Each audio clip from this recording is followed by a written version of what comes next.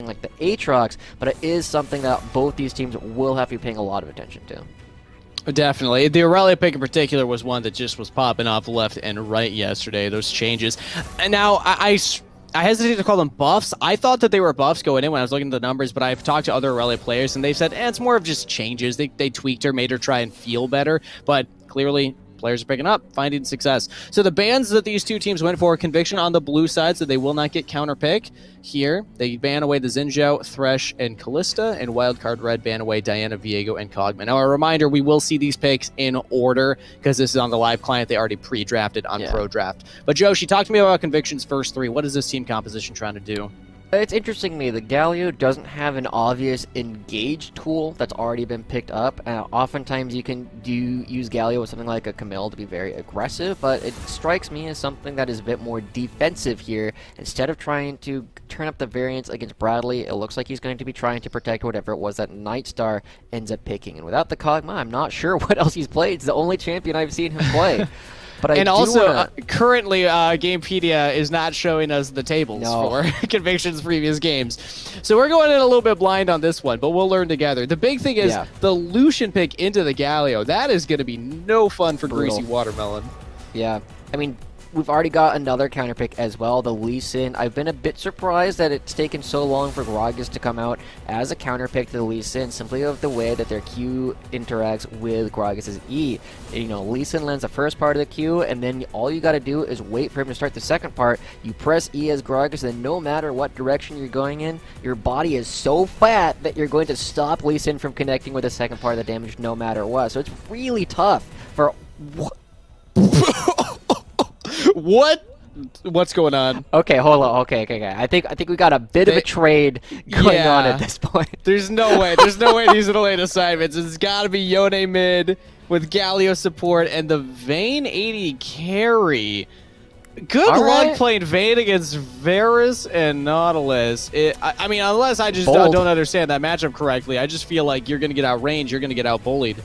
You definitely are. Both those things are true. It's going to be very tough for Vayne to play up against the point-and-click crowd control that you have in both the Nautilus and the Renekton later on in the game. And once you land one of those things, it becomes very easy to land everything else. Nightstar, I know, is a competent player, but he's going up against some very strong players at the same time, and it's not going to be an easy matchup. But this is one of those ways that you turn up the variance, try and make things a little bit more difficult to play, and give yourself room to make these big plays. So Conviction, they've done a couple cool things. I like the fact that the Galio is now in the support role instead of in the mid lane, and it will make their composition a little bit more exciting to watch.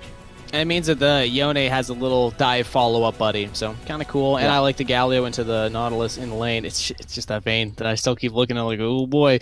Yeah. And also just a reminder for everybody, Happy B Player is the ID for Arrow. So this is still Arrow playing for Wildcard Red. This is the account he's been playing on throughout all of Proving Grounds tournaments, tier 2s so far. So, but just in case anyone's wondering why we were saying Arrow, but you see Happy B Player, that is why. We're going to send it to a short break here before we get back in, give the players time to load into the game and us to catch up on the client. So, short break, do your stretches, grab some water. We'll be right back with game number 1 right after this.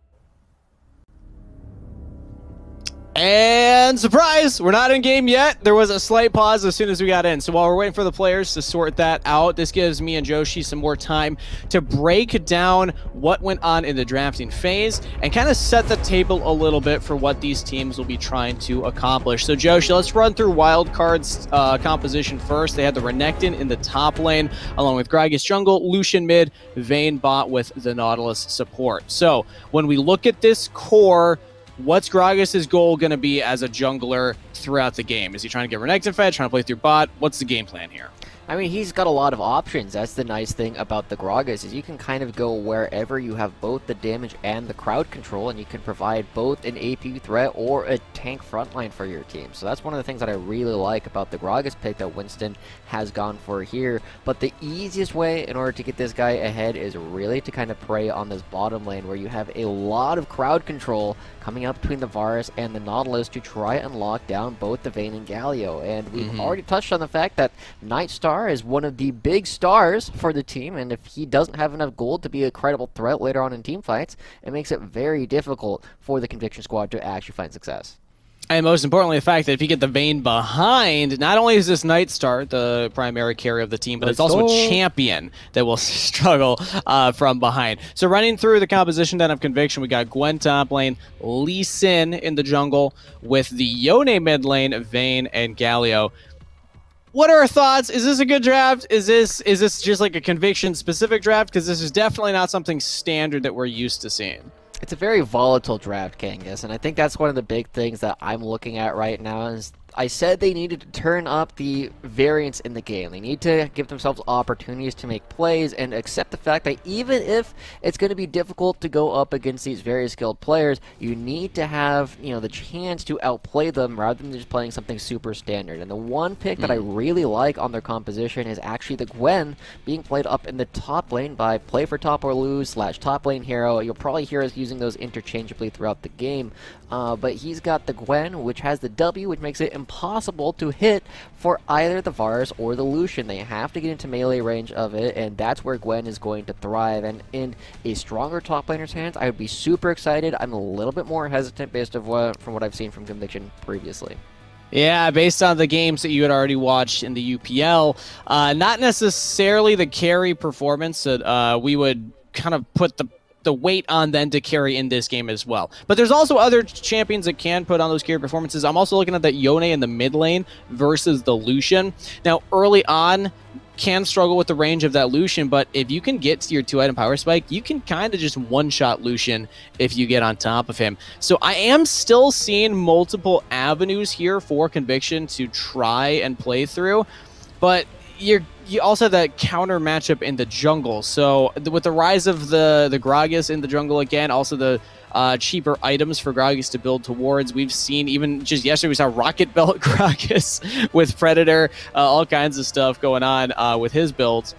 I'm still favoring Wildcard Red here, and since we hadn't actually done a hard prediction, we kind of danced around it in the pre-show before hopping into pick and ban. Now that we've seen this game, it's kind of cheating, but who are you giving this to? 2-0, 2-1, and which way? I have to, use my brain here. My heart says I want to give Conviction a game. My brain says, nah. Wildcard Red is too strong of a team, and with the ADFX at the helm in the coaching spot, I know he's got them set up for a lot of success. I'm going to have to echo that sentiment, Joshi, which I also, apologies to Wildcard Red, because we have both now just cursed you. As, surprise, surprise, our casts usually allow the lower-seeded team to win, but we are ready to hop into game right now, so we can get a screen off of our faces and onto the nameplates and champions of these players that we are here to highlight today, Joshi. Players in the amateur scene competing to make it to Proving Grounds Core. Both of these teams are already going to make it. One of them auto-seeded into Proving Grounds. The other one going to be going into the Proving Grounds qualifiers, but still competition awaits them ahead. It's all practice. It's all about getting into the best form that you can right now so you can make that run into Proving Grounds. We're loaded onto Summoner's Rift. So again, walk us through what you expect the early game to look like here, Joshi, from either of these teams' perspective. Yeah, no, yeah, you got to pay attention a lot to these junglers in particular now, because it's kind of difficult for a Conviction to be aggressive in the mid lane with Yone against Lucian early on in the game. It's also, worth noting that top lane hero, play for top or lose, should have an opportunity to kind of push Renekton around for the first couple of levels. You have to note that Renekton doesn't actually have a particularly strong level 1, and depending on how he chooses to play, level 2 either. He's typically looking at level 3 where he comes online, and that might be when Winston chooses to come up top, but we already identified he's got a lot of options to instead play for the bottom side. And also important to note that play for top or lose did take the Ignite. So that means that even more kill pressure, level 1 for this Gwen. And we have seen level 1 kills come through. But right now, Brandini will be leashing for Winston in the top side. Bot lane, meanwhile, we do see Yuli starting down here with the leash from his bot side. So that means junglers will be pathing in opposite directions. This could signal Winston trying to play for bottom. But even as I say that, Arrow and Adaption, they're already on the wave. So they're just getting a lead for themselves to start off.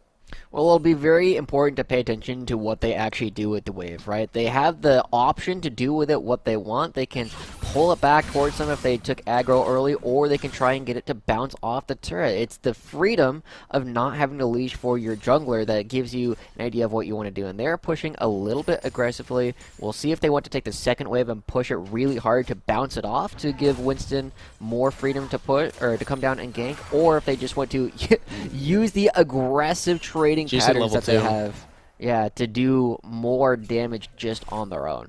If they can hit level 2 and then just get that engage onto Nightstar, this Vayne's dead. But yeah, Conviction realized that. They back off. The hook does land onto Dinosaur, and that's a lot of damage onto Galio as well. Wow. I mean, it works either way. Wow. Heavy trading from Arrow.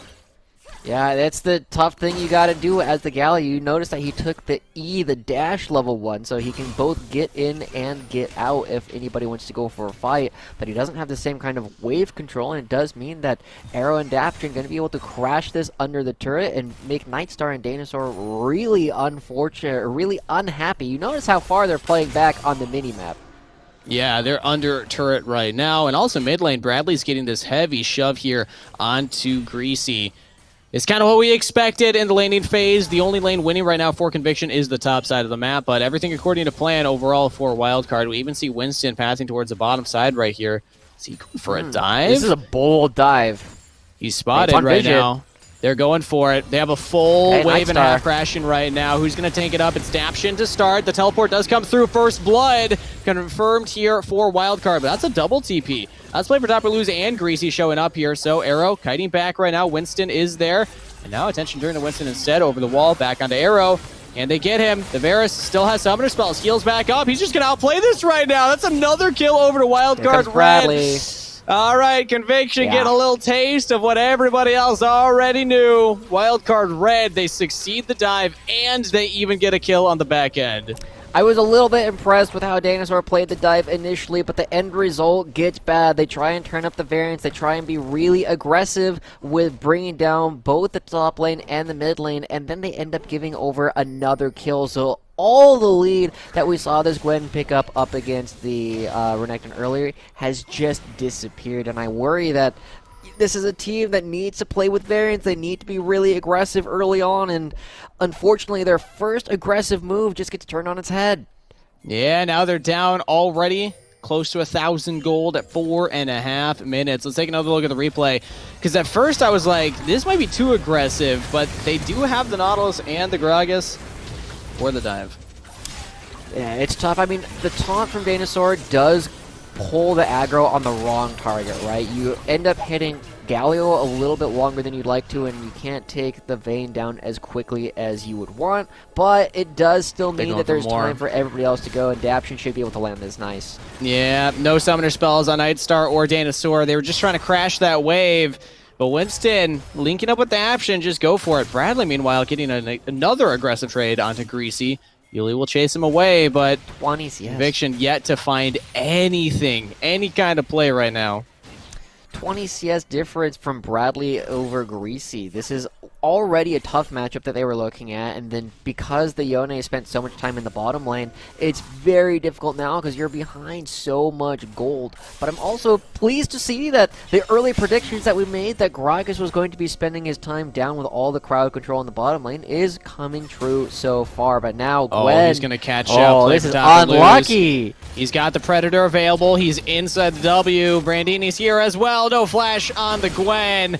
And that's a kill to Brandini. 4-1 on the board in favor of Wildcard Red. Man, I actually wonder, like, how much of that was unlucky and how much of that was just, like, calculated. Because you see that there's a couple wards in the top side tri-brush. They knew that he moved down at some point, but they didn't necessarily know exactly where he was. So, I mean, they just hop over. Yeah, they don't have vision of him at this point. They're just guessing that he might be over here at all. They haven't seen him. And then Winston just happens to be pathing up top for a potential dive, and then he's like, oh, there they are. I found him, guys. I guess he was in my jungle, having some fun over there.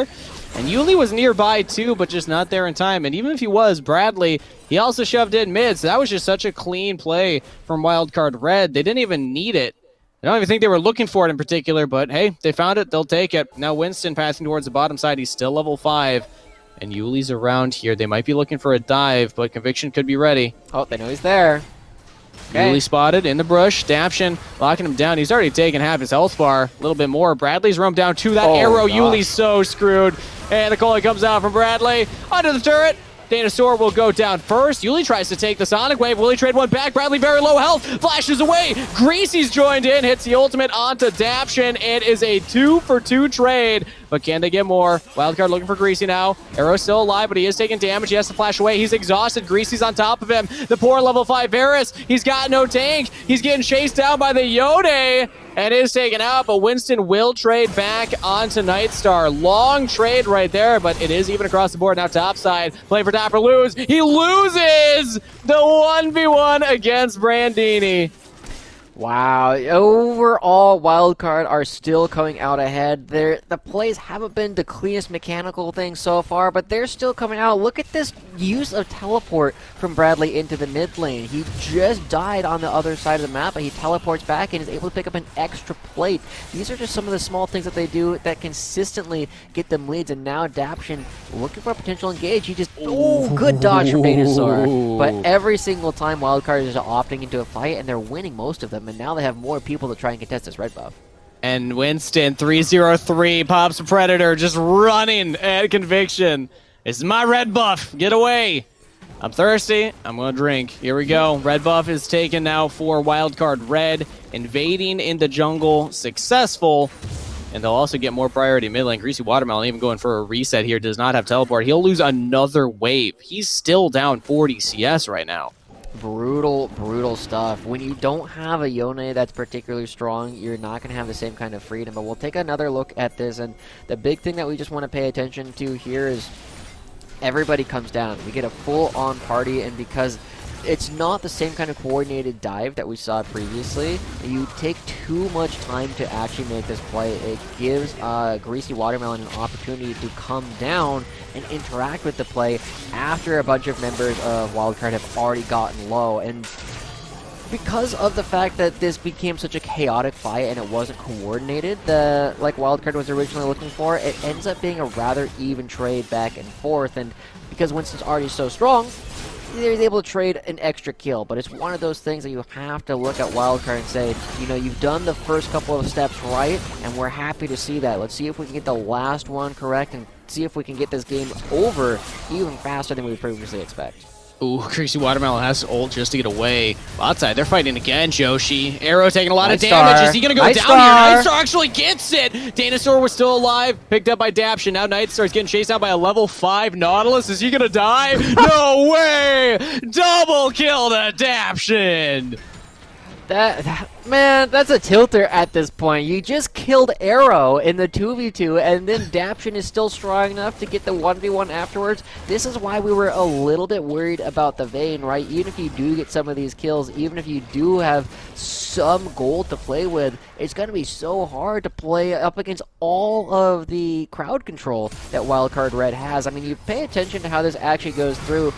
They're able to catch Arrow a little bit separated, but they don't actually get the condemned stun, and it means that Arrow has enough time to put some DPS down and give Daption enough confidence to go for the rest of this fight, and Nightstar doesn't yet have the attack speed necessary to put out the DPS to kill Daption.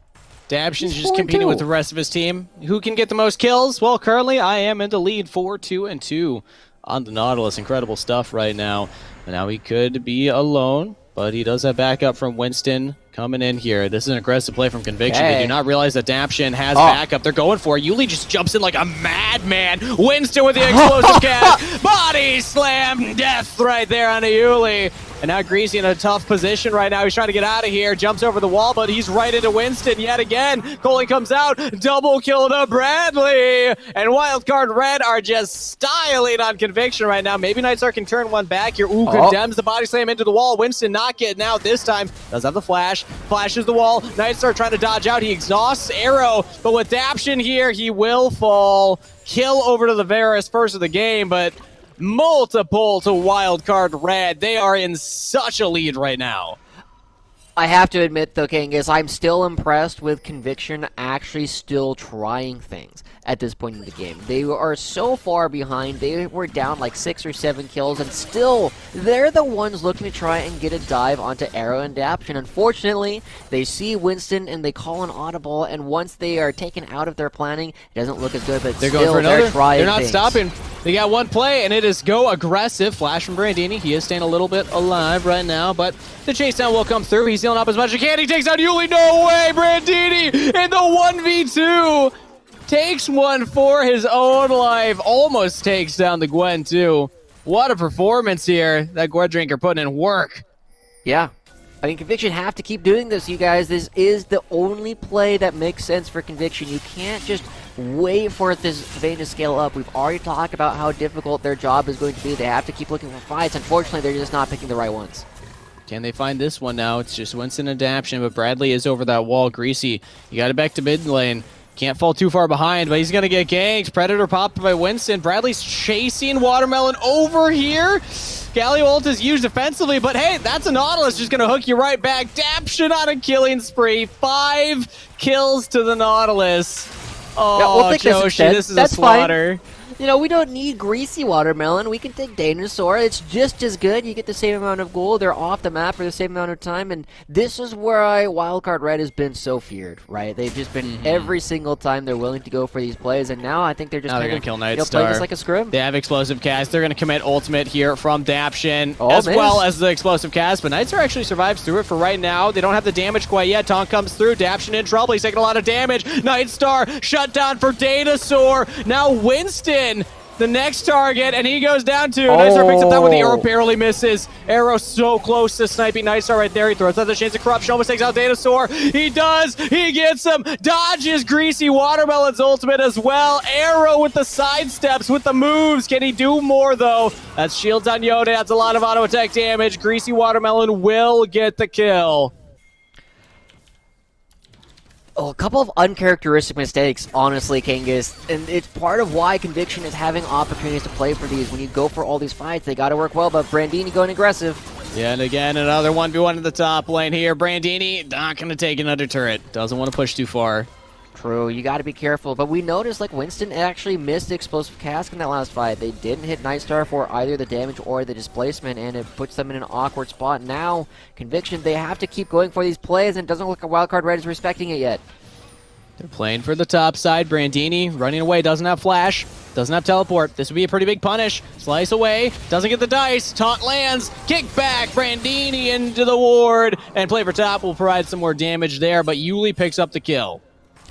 We get to see this dive come into the mid lane too as well. Winston just goes really aggressive, and this feels like it should be something that Greasy was expecting. They already knew that the Gragas was behind They thought that they could maybe retreat to the turret, but it just means that somebody else is paying for your sins. Instead of the Yone going down, it's the Galio instead. And we transition down here again, right? Like, this play makes sense. This is the combo we were talking about and hyping up and how much crowd control they have, but they end up using too many abilities at the same time. Both the hook and the explosive cast go out, and they pull the Vayne outside of the big damage that Winston is normally able to do. And Arrow does a really good job turning this play onto the Galio. Unfortunately, 80 carry in 2021, man. You're still going to die to Yone.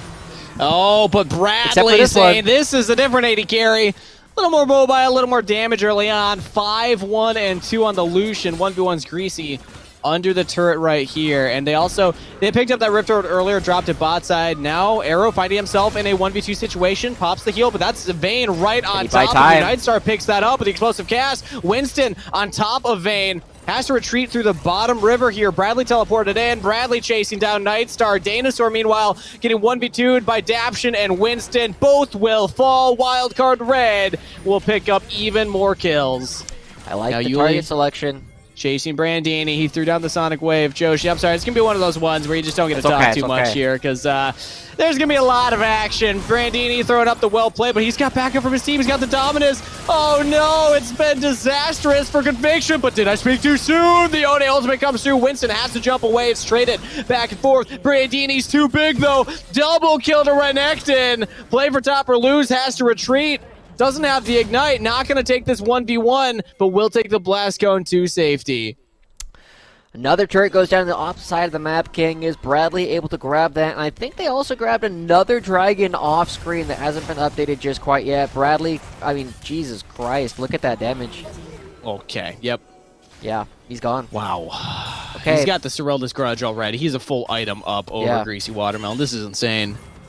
And we get to see it again. This isn't the only time he's done it to these guys, right? He just, like, you know, gats him down really, really that's quickly. clean. So the question that we have to ask at this point, King, is what is our over-under for this game? How long do we think this one's actually going to be going on? Because with the amount of fighting that's happening, we haven't really touched on the fact that it's something like a 6, 7, 8,000 gold lead at 15 minutes. Yeah, this is getting a little out of hand here. I mean, I think Conviction clearly had a game plan, and it's fight Wildcard. They tried. We got to just keep fighting. We got to keep going for it. But you can only do that for so long until you just start losing. And then plays like this will happen, where like the gold lead that Wildcard have. So let's think over under. I think it's going to be an under 25-minute. I'm going to call that. Okay. Yeah, I'm happy to agree with that. I think we have to go a little bit faster. I think I'd be willing to say it'll be 23 minutes or less. 23 minutes or less. All right, well, we'll wait until we come out of the replay and see what the current game timer is right now. And the reason we're doing that is just to highlight how strong Wildcard Red are. A reminder for everybody, this is the team that took first place in Challengers Uprising Tier 2 tournament, first place in Risen Tier 2 tournament. They qualified after the first one, and they still took the repeat against Cloud9 Amateur. And they were #1 seed in this group for a reason. A lot of teams, pretty much everybody unanimously agrees that they are the best team in Scouting Grounds currently. And they're showing us the kind of skill that they possess. Yep. I mean, they were getting this down. I expect, the reason why I give it 23 minutes is because I expect they'll have to take the Baron at least once. But, I mean, Brandini is just being so aggressive. Maybe too aggressive. They do take the turret. So, man, turn it back. Just flash out. Just aggressive enough. Whoa! That was a lot of damage. That was. Okay, Yuli doesn't know that people are here. Now he does. The Predator gives him an idea, and they gotta go like, oh, you know, maybe I don't. He's got an Eclipse, dude. Wow. That's a lot. Every single one of them, all of their damage dealers have sustained mythics, because they just want to take these fights really long. Yeah. Wow, okay, with less than a minute left before the Baron comes up, Wildcard Red going to grab themselves another Rift Herald as well. It might actually have the opportunity to get both of them active at the same time. All right, so next up, over under Joshi. How many kills will Bradley get this game? I'll let you go first on this one. 12. 12? Yeah. Well, it's over under, so you're saying above 11, basically. Or 11.5. Well, let's say 11.5 is the breakup. You're saying over. I'm going to go over. Yeah. I'm gonna. I don't know. I feel like we have to go higher. Gonna be trying to steal them. Well, they gotta feed Arrow too, right? Like he's gonna feel left out if Bradley's getting all the kills instead. Okay. You Let's want see. the under? It'll all depend on how many fights we have left here. It seems like we're gonna have a lot. I'm gonna go over as well. Okay. We'll both go over. But let's see. Let's see what happens right now. As Danosaurus yet again just popped real quick. Oh, Arrow picking Arrow up that kill. Yuli goes in, says, "Wait a minute, my team's dead. I'm gonna jump back out." Winston following up over the wall. The chase down. Greasy Watermelon tries to go back in, keeps the jungler alive, but the same cannot be said for their unfortunate top laner. 2 quick kills over to Wildcard Red, and Bradley just shreds through Greasy Watermelon. Oh, he's in? The wall. Bradley, you're insane. He's taking a lot of damage. He did get exhaust, but it doesn't matter. Gets the kill into Nightstar, a double. We were way off on our game timer, Joshi. I think they're going to look to end the game right now. Oh, that's a tough ask, though, because the timers are still so short. You got a while you got to get through still. You got the inhibitor, you got to get the inhibitor, and you got, 10 seconds before Gwen comes back up, and there is a dragon to go play for. So it's not quite an end just yet, but we saw 2 more kills added to Bradley's kill count already. That's 3 away from us being correct. An easy triple kill is all we're asking for, Bradley. We're not greedy. It's kind of crazy to think about that. It's like, yeah, this should happen.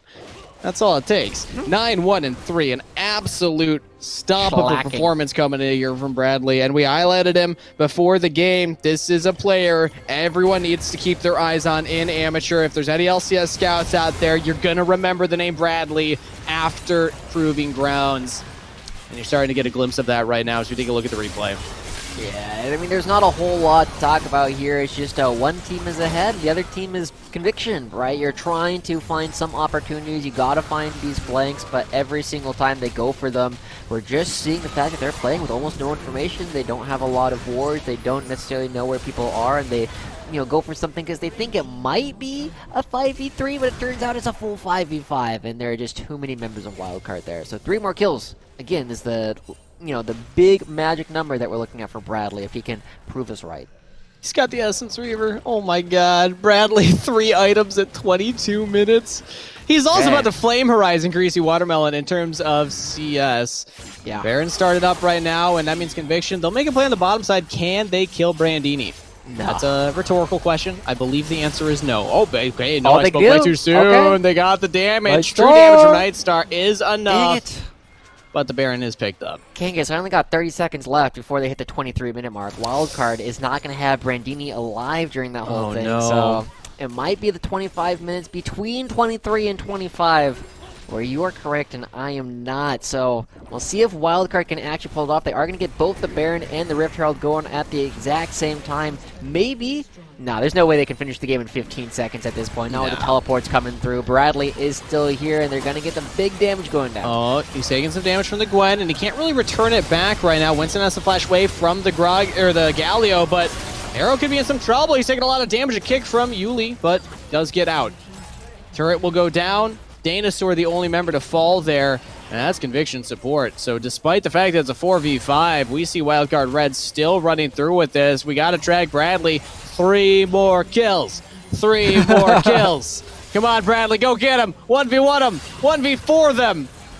He'll stick with the rest of his team. He's over the wall. Just baiting out Greasy, but they will retreat. All right, well, they get the inhibitor in the 4v5. That's still an impressive feat nonetheless. They have about 1:45 left on their Baron timer. 2.5 minutes left before they can go for the Ocean Soul and secure the game. I mean, it's very difficult to say that they're not going to win from here. Oh, Bradley, he's in a 1v1. He gets a kill. Nightstar chasing him down, though. Nightstar's got it. They got him, Nightstar. Nightstar! As the Vayne takes down the monster in the mid lane. Bradley, as we look at his corpse. But that doesn't mean that it's over. Wildcard Red, they still have a monstrous lead right now. And Conviction are going to need to find that maybe 20 more times before they're able to come back into this game. Okay, they're looking for it. They're trying to find somebody, just anybody. They just need to get a fight started, and they will win pretty much every fight, but Winston's stunned. Winston. Oh, he's taking a lot of damage. Wildcard Red, they're getting a little sloppy right now, Joshi. Play for top or lose. He is engaging. We're trying to take the fight with Winston very low on health, but you got to watch out for Bernini. He just flashes onto Nightstar. Gets back over the wall. Yuli and Nightstar repositioning, but already Danosaur's dead yet again. Teleport from Greasy Watermelon, but he misses the ultimate. No one hit. Oh, disaster. The 4v5 yet again. One by the side of Wildcard Red. They continue chasing under turret. They will back off, though. Let these minions do the work for them. They don't need to go for the bottom turret, though. Bradley, he's back in, everybody. The Lucian, he heard us. He wants those 2 extra kills. Can he get it onto Nightstar? He's exhausted. So he has close. to flash away. The Colin comes out. Play for Lose goes down. Get Nightstar. Oh, no! Daption took it. Daption took the kill. Oh, Bradley got it. Don't end. You can't end. Get one more. Another one. It's not going to happen. Daption! Oh, 11 kills is all that Bradley can get, but Wildcard Red, regardless, will further prove why they are the best team in all of Amateur right now with a dominant performance against Conviction. I got one last important analysis point. Even though I was wrong, Kangas, about it being under 23 minutes, more importantly, you were wrong. It was just over 25 minutes. 25 minutes and 15 seconds. To be honest, I wasn't. I was paying so much attention to Bradley getting kills. I wasn't looking at the timer above him. Yeah. We are 0 for 4 on our over-under so far, Kingers. We're not doing so hot today, but Wildcard is pretty hot. They're doing pretty good. They're doing all right. I think that they're laughing at us by assuming that we could possibly curse them with our predictions here. And I mean, let's be honest, everybody. If you're watching that game and you're not aware of Wildcard Red or the amateur circuit right now, this is just how good they are. They do this to many teams in the amateur scene. There's only a couple that can actually compete with them, and usually they only find them in the finals. So let's see what goes on with the rest of this series. But let's take a look at some of the replays here from this last game. Honestly, mostly just for the fun. It was a really scrappy game. A lot of the early game, we're just kind of noting like what went well for Wildcard, what didn't. I believe our first one is this 3-minute bot lane dive, right? They just come through, and the biggest thing here is, you know, Dinosaur very heads up, turns onto Daption immediately, but it's still so hard as we get another teleport coming in from both the top lane and the mid lane of Conviction, and it still just doesn't matter. The dive is clean enough, you get the kill, you back out, and because the slow is left over from Winston, they're able to turn things around even at this position, right? It is so difficult for Conviction to play up against these guys because there's so much coordination, there's so much understanding of how the game actually works. They have to go for these crazy aggressive plays. And if you're going to go for double teleport play like that bot side, you better make sure you pull it off, because if you don't, you're losing plates in CS and XP top side, you're losing plates in CS and XP mid lane. So I mean, from that moment, the game was pretty much over for Conviction. They tried a couple other times, and we'll take a look at those fights as well. Next up, we have the 2v2 fight around the 9.5-minute mark here. Conviction didn't have many more plays, like you were saying, other than just try and find somebody caught out from Wildcard Red, because at that point, they weren't going to scale anymore. They managed to do it a couple of times, and this one is impressive as well, right? Because it is an opportunity for them to recognize that they have a small window when Daption leaves, and they say, oh, you were gone for a couple seconds? Well, that's the window that we need, and Nightstar tries to get the cool condemn down, doesn't quite do it, but it's one of the places where we ask ourselves, oh, wait, can Nightstar's Vayne do it? And the Daption's like, no, come here. There you go. We're done. Calm down. You're still playing against Wildcard Red here. Yeah. And then he was even able to push that whole wave in, deny even more XP and gold away from the Vayne. Impressive stuff from Daption, to say the least. We went into this day, and you were saying that he's one of your top supports right now in the amateur scene. I think other names we can include around that list: Breezy, Rhino, maybe Bucio. But yeah, Daption had an incredible performance in this game. And from the get-go, I mean, as soon as they hit level 2, they were already winning those trades, calling that dive into the bottom lane. So, yeah, no surprise, Wildcard Red looking incredibly strong. But we have one more replay to take a look at around the 13-minute mark here. And it's crazy to think that this was halfway through the game. I mean, this was a fast one. It's just watching Wildcard just go for all these big plays was really exciting to see what they were actually trying to do. And I can't remember which one. Was this Brandini turning things around all on his own? He just gets the kill in the 1v2. Yeah, I mean, we spent a lot of time looking at the bottom side of the map and how everything was going well for Wildcard there. Brandini had a fantastic time because of the amount of time that Gwen spent on the bottom half of the map, where he ended up giving up a lot of the lead and allowed Brandini to overcome some of the early deficits that the matchup was providing. And when you're losing in the bottom half, you're losing in the top half, there's not a lot of places left for Conviction to look. So Brandini, you know, he's on a bit of an island for a lot of the game, but it was a very fruitful island. He was also able to get solo kills on his own. The fact that Yuli was going, like you highlighted, that Eclipse build, so lethality, Omnivamp, sure, but you're not getting like defensive stats there, so Renekton can just shred through you, basically burst you down, and yeah, we saw that happen in that play. Not much more to break down from that one, everybody. Wildcard Red back to their old tricks here, not missing a beat, and this is technically their first series of the entire tournament since yesterday they had the forfeit from AoE Vice.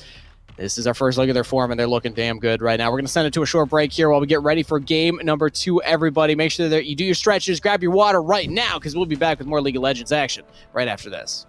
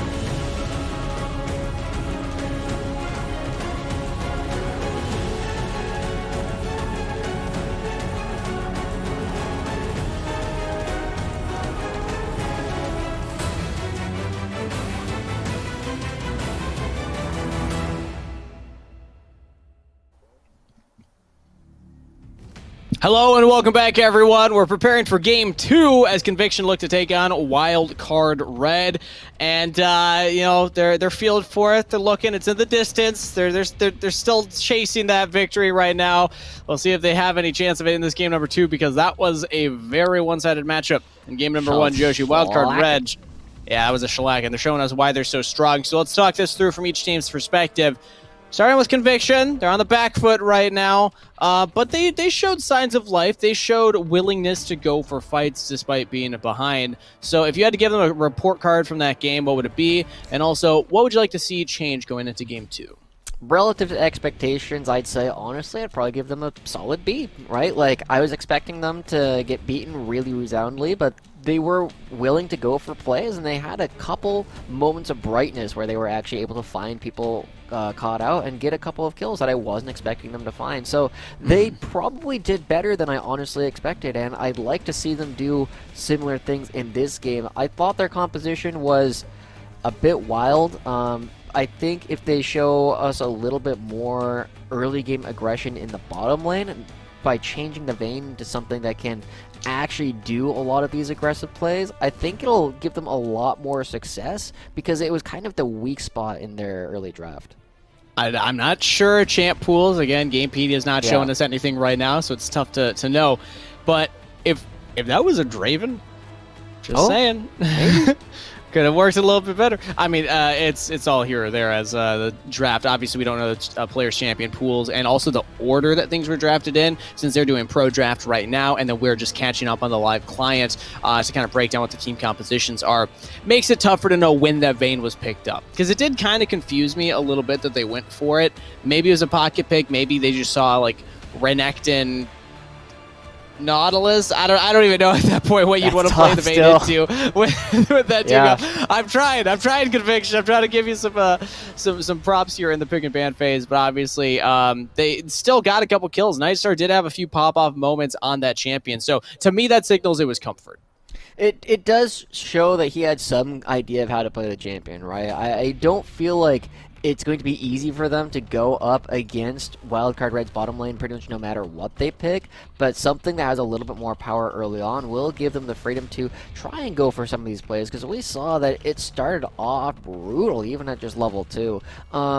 The only other thing I want to say about Conviction is, you know, keep going for plays, right? It's going to be very hard to try and take these games late up against Wildcard Red, just because of how strong they are and how willing they are to scrap up against your team. So you got to be willing to throw the counter punch, get hit, but also be willing to try and hit them in the face at the same time. You block and then do something.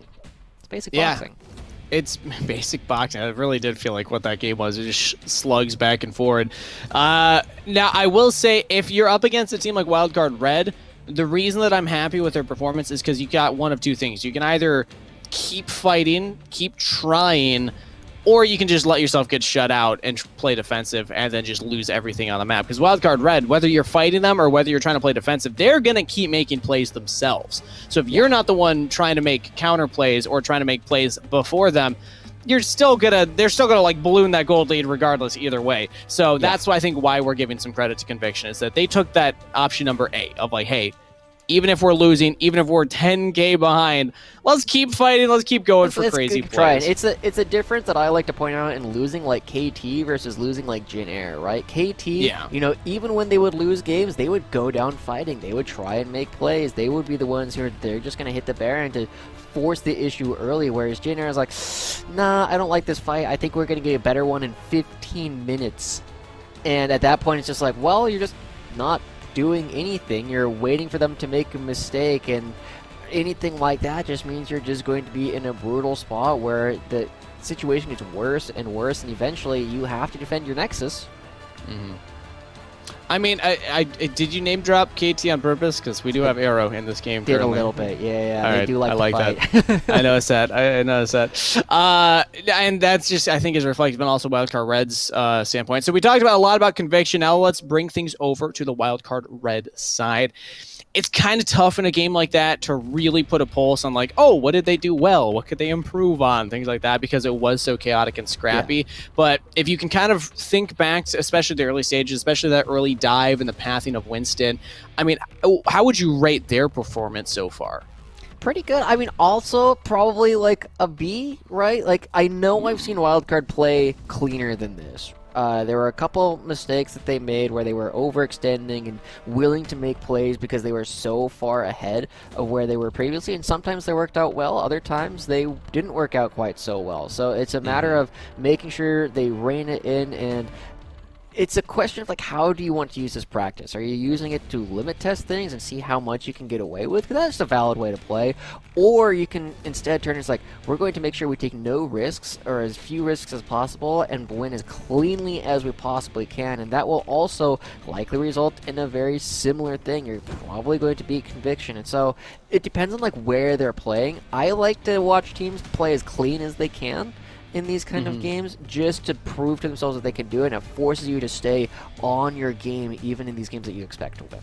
And it just keeps you with good habits as well, because that means that they still have a game up against Evil Genius Prodigies later on in this group, and they are still favorited to win that, but that will be a much stronger opponent. So if we can take a look at the Group A right now, we'll get a look at that right now. Evil Genius Prodigies, they did drop a game to Conviction, so maybe this is going to be more one-sided than we expected. We were going into this one thinking, okay, Wildcard Red are favorited, but maybe EGP can take a game.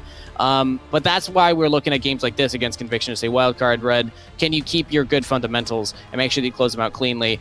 All that said, it is still entertaining. It is still fun when they have these crazy games. I am expecting Wildcard Red to be, very exciting throughout this whole thing, because we are going to be getting to the draft here in a couple of minutes, but it is going to be a situation where Wildcard Red can do almost anything they want. I wonder if this is an opportunity for them to bring out things that are a little bit deeper in the pockets, pull out things that you would only otherwise play in scrims, because playing it in scrims versus playing it on stage, you do go into it with a different mentality as a player, right? In scrims, you understand that you're practicing, but here you know that even though it's practice, quote-unquote, you are still going for the win. You still need to actually perform on these picks, and so it changes how you play them a little bit. I mean, playing like team coach role right now. I'm thinking for that same is like, no, we're not gonna show what we've been practicing in scrims against Conviction. And people are watching these streams right now. We got to keep those close to our chest. I also do think it's just a little funny that currently in this group, EGP are above Wildcard Red in the standings. Yeah. Somebody screenshot this, and then you can share this on Twitter right now and say, hey, look, EGP first in the group currently in day 2. Now's your time, EGP, Evil Genius's social media team. Get on that currently. We're still waiting for Pick and Ban to finish up here on the Pro Draft side, but I have heard that it will be very soon. So, final thoughts here going into Pick and Ban, Joshi. If we can get a little predictive foresight, is there anything Conviction needs to take off the table? Anything the Wildcard Red you think also? Maybe that Vayne, just general things? I mean, there was the only thing that I would even be remotely intimidated by coming out from Conviction, from what I saw, was the Gwen. Not necessarily even because it was super well piloted by top lane hero, and he did fine as the Gwen, but just it makes it hard for your marksman to play later on in the game. And when you are already showing that you want to play double marksman, Gwen is just really good at those kind of compositions. Sure. So potentially taking that off if you're on Wildcard Red's side. I think if you're on Conviction's side, it's so tough because like, you can't really ban out Bradley. I was chatting with Cubby, who actually got to coach a collegiate team that played against Bradley when he was on Bethany at the MU LAN 2 weekends ago. And he said you can't ban him out. Like, it's just impossible. Like, there's no point in going after Bradley's champ pool, so you really have to look elsewhere around the map. But then you're looking at Brandini, again, playing since 2014. Arrow, playing since 2013. These are other players that have deep, insane champ pools. And also, one player, Josh, that we haven't really highlighted, Winston had an insane performance in that last game.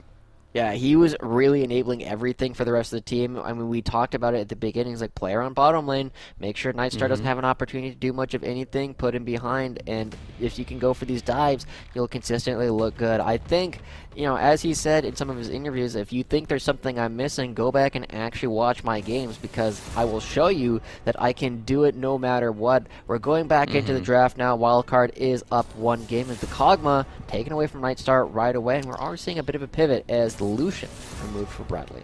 I mean, good luck trying to, again, ban away his champ pool. Obviously, the Lucian was a massive problem. Bradley, he didn't get the 12 kills, but he did get 11, so still pushing past double digits. And there you go. We do see the Gwen ban, actually, from Wildcard Red. So, Joshi, congratulations. You got one of those. You got it. We did it. Yeah. So, let's see. Because the thing is, Wildcard Red, Bradley could still play other AD mid laners. He's played Yone. He's played, I mean, honestly, I could see him even playing the Aatrox, but we already know that's going to be Brandini's. Interesting. We kind of got a throwback to like 2018 meta here with Aurelia Aatrox top lane. Yeah, I mean, I like it. It's something that top lane here has played quite a bit. We are going to be seeing Greasy's Fizz. All right, everybody. Well, we're in for a treat today. It's a 2018 meta. I meant 2015. Zed versus Fizz mid lane. Let me do a bit of research real quick and come back with the last time Fizz. Okay, if GOL is to be believed right now, Fizz has not been played in a single competitive league. Okay, no, hold on. It just wasn't updating. It has been played a little bit, and the only like relevant player that has played it so far looks like it was Khan up in the top lane. Wow. And when was that? That was... When was this? This was in February. Back in February? Oh, okay. Yeah. Triforce Fizz, played by Khan, up against LSB, where he played up against Summit's Gnar. So this is going to be something that we just do not see a whole lot. I'll be honest, I'm not even sure how Fizz builds these days, because it's just a champion nobody's playing. Yeah, and again, just this matchup in particular, I mean, we looked up when the last time Fizz was played, but when's the last time we saw Fizz mid against Zed mid? That's got to be question. A long while. So maybe somebody can find that stat for us and let us know in Twitch chat. But rest of the composition here, Conviction, interesting choices, especially the bot side. They go for the Misfortune plus the Karma, a lot of poke, a lot of lane control, but not like a lot of synergy outside of just being able to shove in. Yeah, I mean, the Diana plus the Misfortune is a cool combination because you do have the one ult into the other ult.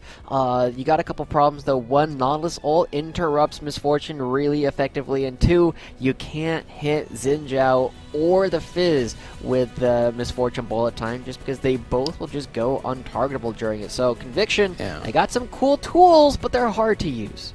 And also the Fizz ult. I mean, like, as soon as Misfortune stands still, she's putting a target on herself for Fizz to just go in. It's going to be fun. We get to see Bradley on Fizz, everybody. He just popped up with a Lucian. All right, over-under now, Joshi. Over-under now. Let's say, since he got 11 last time, let's say 11.5 again. Are we going over or under on kills?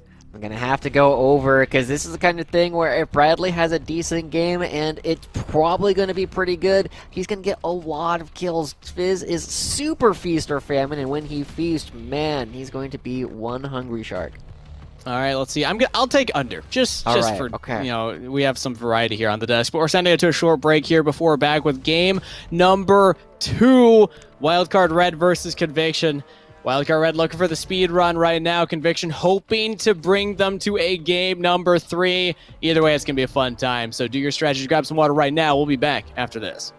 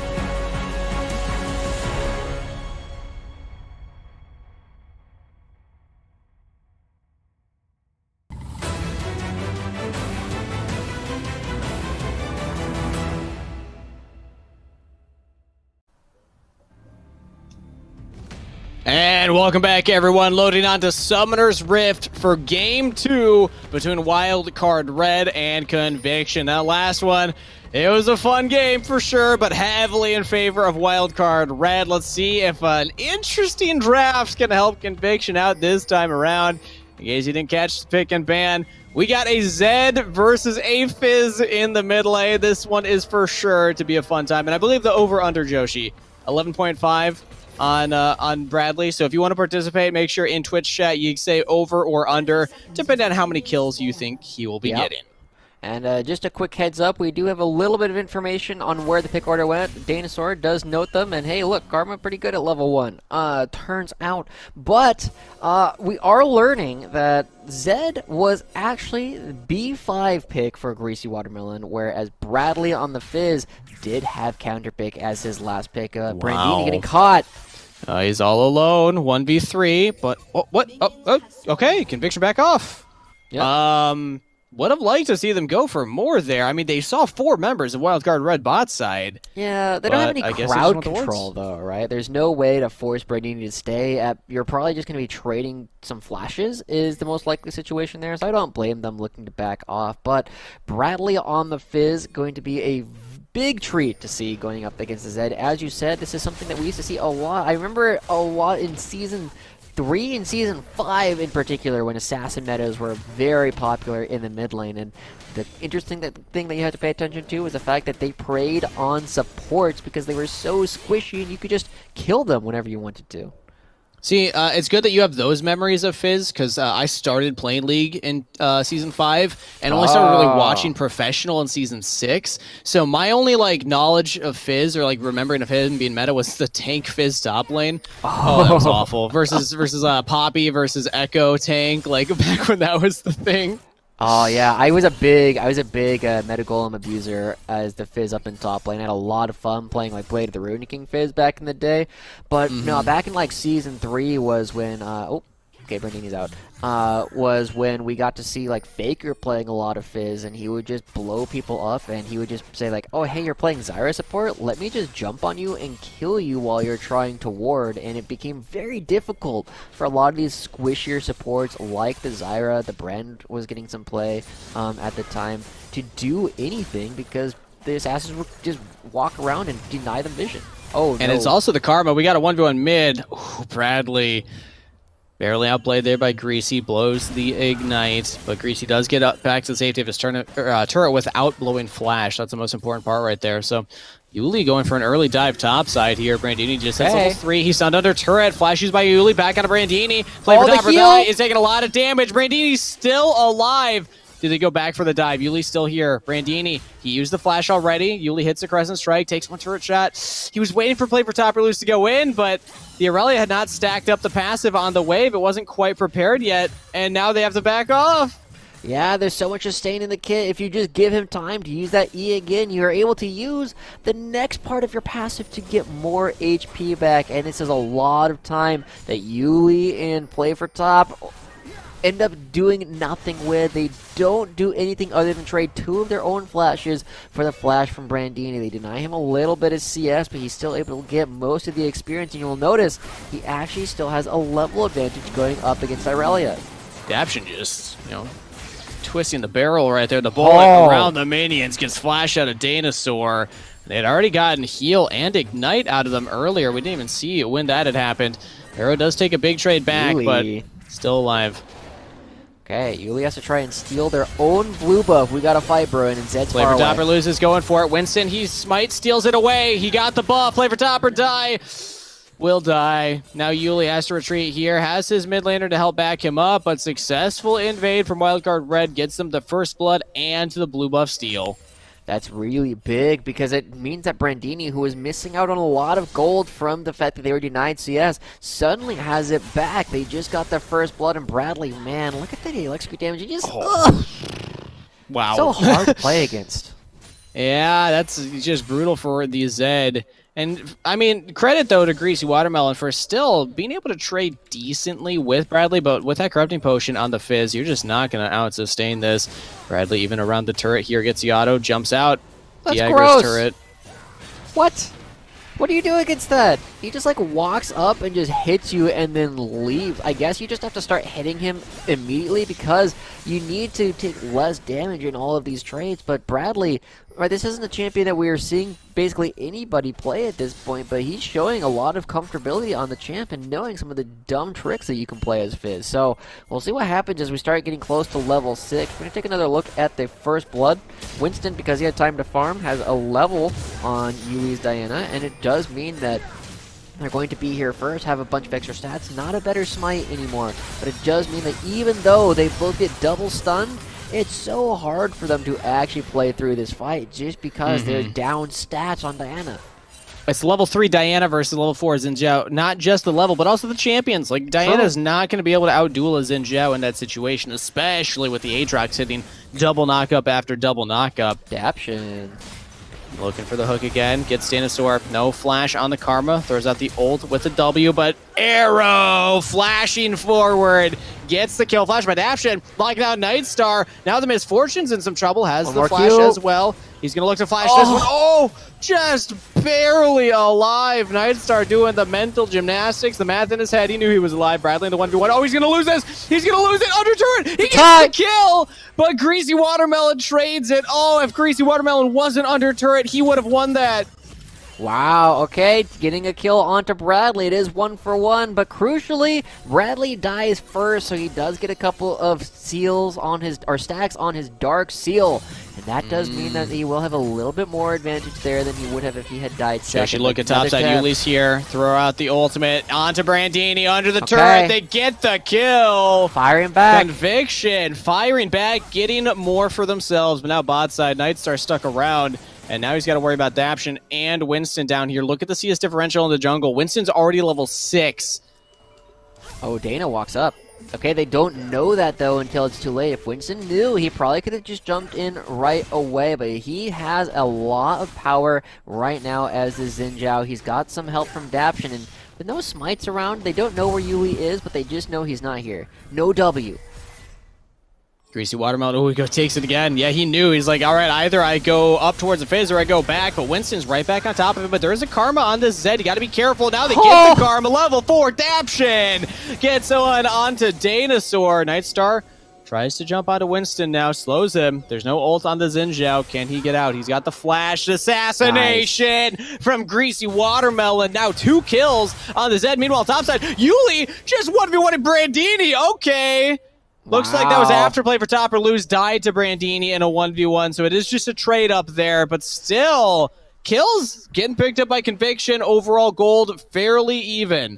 Yeah, this is a limit testing game coming up from Wildcard because now they're looking for Nightstar. Has to flash away. Nice, that's what you're saving it for. Yep. But we're seeing just kind of this back and forth between these two teams. Greasy Watermelon has red buff. Uh-oh. 1v1 Bradley yet again. Oh, he gets the ultimate. He also gets trades yet again. He heals up. He's still alive. Oh, Bradley gets it. This time winning the 1v1. That's just rude. He gets the heal at the very end from the Ravenous Hunter, but we get to watch this fight once again. And the big thing here is you got to feel for Dinosaur, right? He's just looking at it, but he's not knocked away by the ultimate because he's not the one challenged. That means he is perfectly in range for Daption. And then we get to see a little bit more of this fighting top lane. Brandini, this is a pretty clean 1v1. Not a whole lot that he can do, but it takes him just a little bit too long. So Yuli, close enough. Sometimes it doesn't matter that you win. Sometimes it matters how quickly you win. This is a situation where Brandini just didn't win quickly enough. Joshi, I'm just going to say it right now. This is not the same as game number 1 where Wildcard, it was a crazy game. It was chaotic, but they were getting advantages. This time gold's pretty even as, again, 1v1 play on the top side. Play for top or lose, gets a good trade against Brandini, and now flashes away here. Engaged by Yuli. Kill under the turret. Now play for top or lose. Oh, no, he started taking the turret. The wave wasn't there. Oh, he went too early, but Greasy Watermelon will turn it around with the roam from the mid lane, picking up a kill. This is actually pretty dead even in gold right now, Joshi. And this game state, it could still go either way, but Bradley, he's looking for it. He's coming. He's 1v2. He knows they're both there. This is bold. He's got the ultimate. He throws it out onto Greasy Watermelon. All the damage onto the Zed, but he's taking it right back here. Yuli trading, focused on the Fizz. He hasn't killed Zed. Greasy Watermelon, he gets out. Shut down to Yuli. Winston flashing in. What is happening in this game of League of Legends? Oh, he goes forward. Ult back up on Greasy Watermelon. Oh, but the ult from Winston. He keeps himself safe. Crescent Strike. Oh, but Greasy Watermelon with the fast feet will get back to the turret. What is going on, Joshi? Okay, we got a crazy game, but we're not done. You got to keep going. All right, bot side 2. Nightstar's picked up here. He throws out the heal, but Arrow will get the kill. Depth charge from Daption. Yeah. Just the swag ult as Xanosaurus will make it back under turret. Wow, okay, so we got to keep track of everything that just happened for the past couple of minutes because there are currently 16 kills at 10.5 minutes as we get to see another replay. But I really want to take stock of where all the kills are at this point because people are coming in, people don't know, it's like, is this a 1v1, is it a 2v2, how many people are going to show up and when are they actually going to be there? People are taking a lot of plays without information on where the jungler is, on where the mid laner is, and unfortunately, Irelia just started taking the turret a bit too early, but we gotta start seeing these teams take this a little bit more controlled because this is actually how Wildcard might end up dropping, and to their credit, how Conviction might end up winning if they just take these fights that their opponents don't actually have the information on whether or not they're good fights. This is how Conviction can really bring it back, and it's crazy to see how many people participated in this fight top lane. 4 members of Wildcard ended up being up here at different times, and 3 members of Conviction. Absolute chaotic game state so far. And once we get back to live, we'll see what the goal differential is, because before we went to break, it was about 1,000 in the favor of Wildcard. It still is.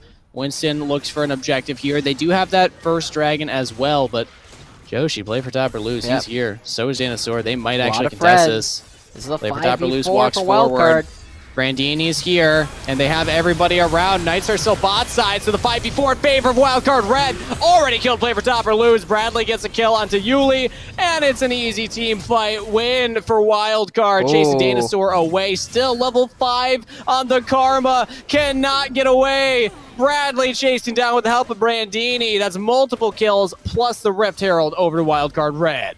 What a chaotic and brutal fight. It all happened so quickly. It's kind of hard to make sense of what happened, but now we're seeing Brandini going back down bottom, but he doesn't yet know that Greasy Watermelon is here to ruin his day.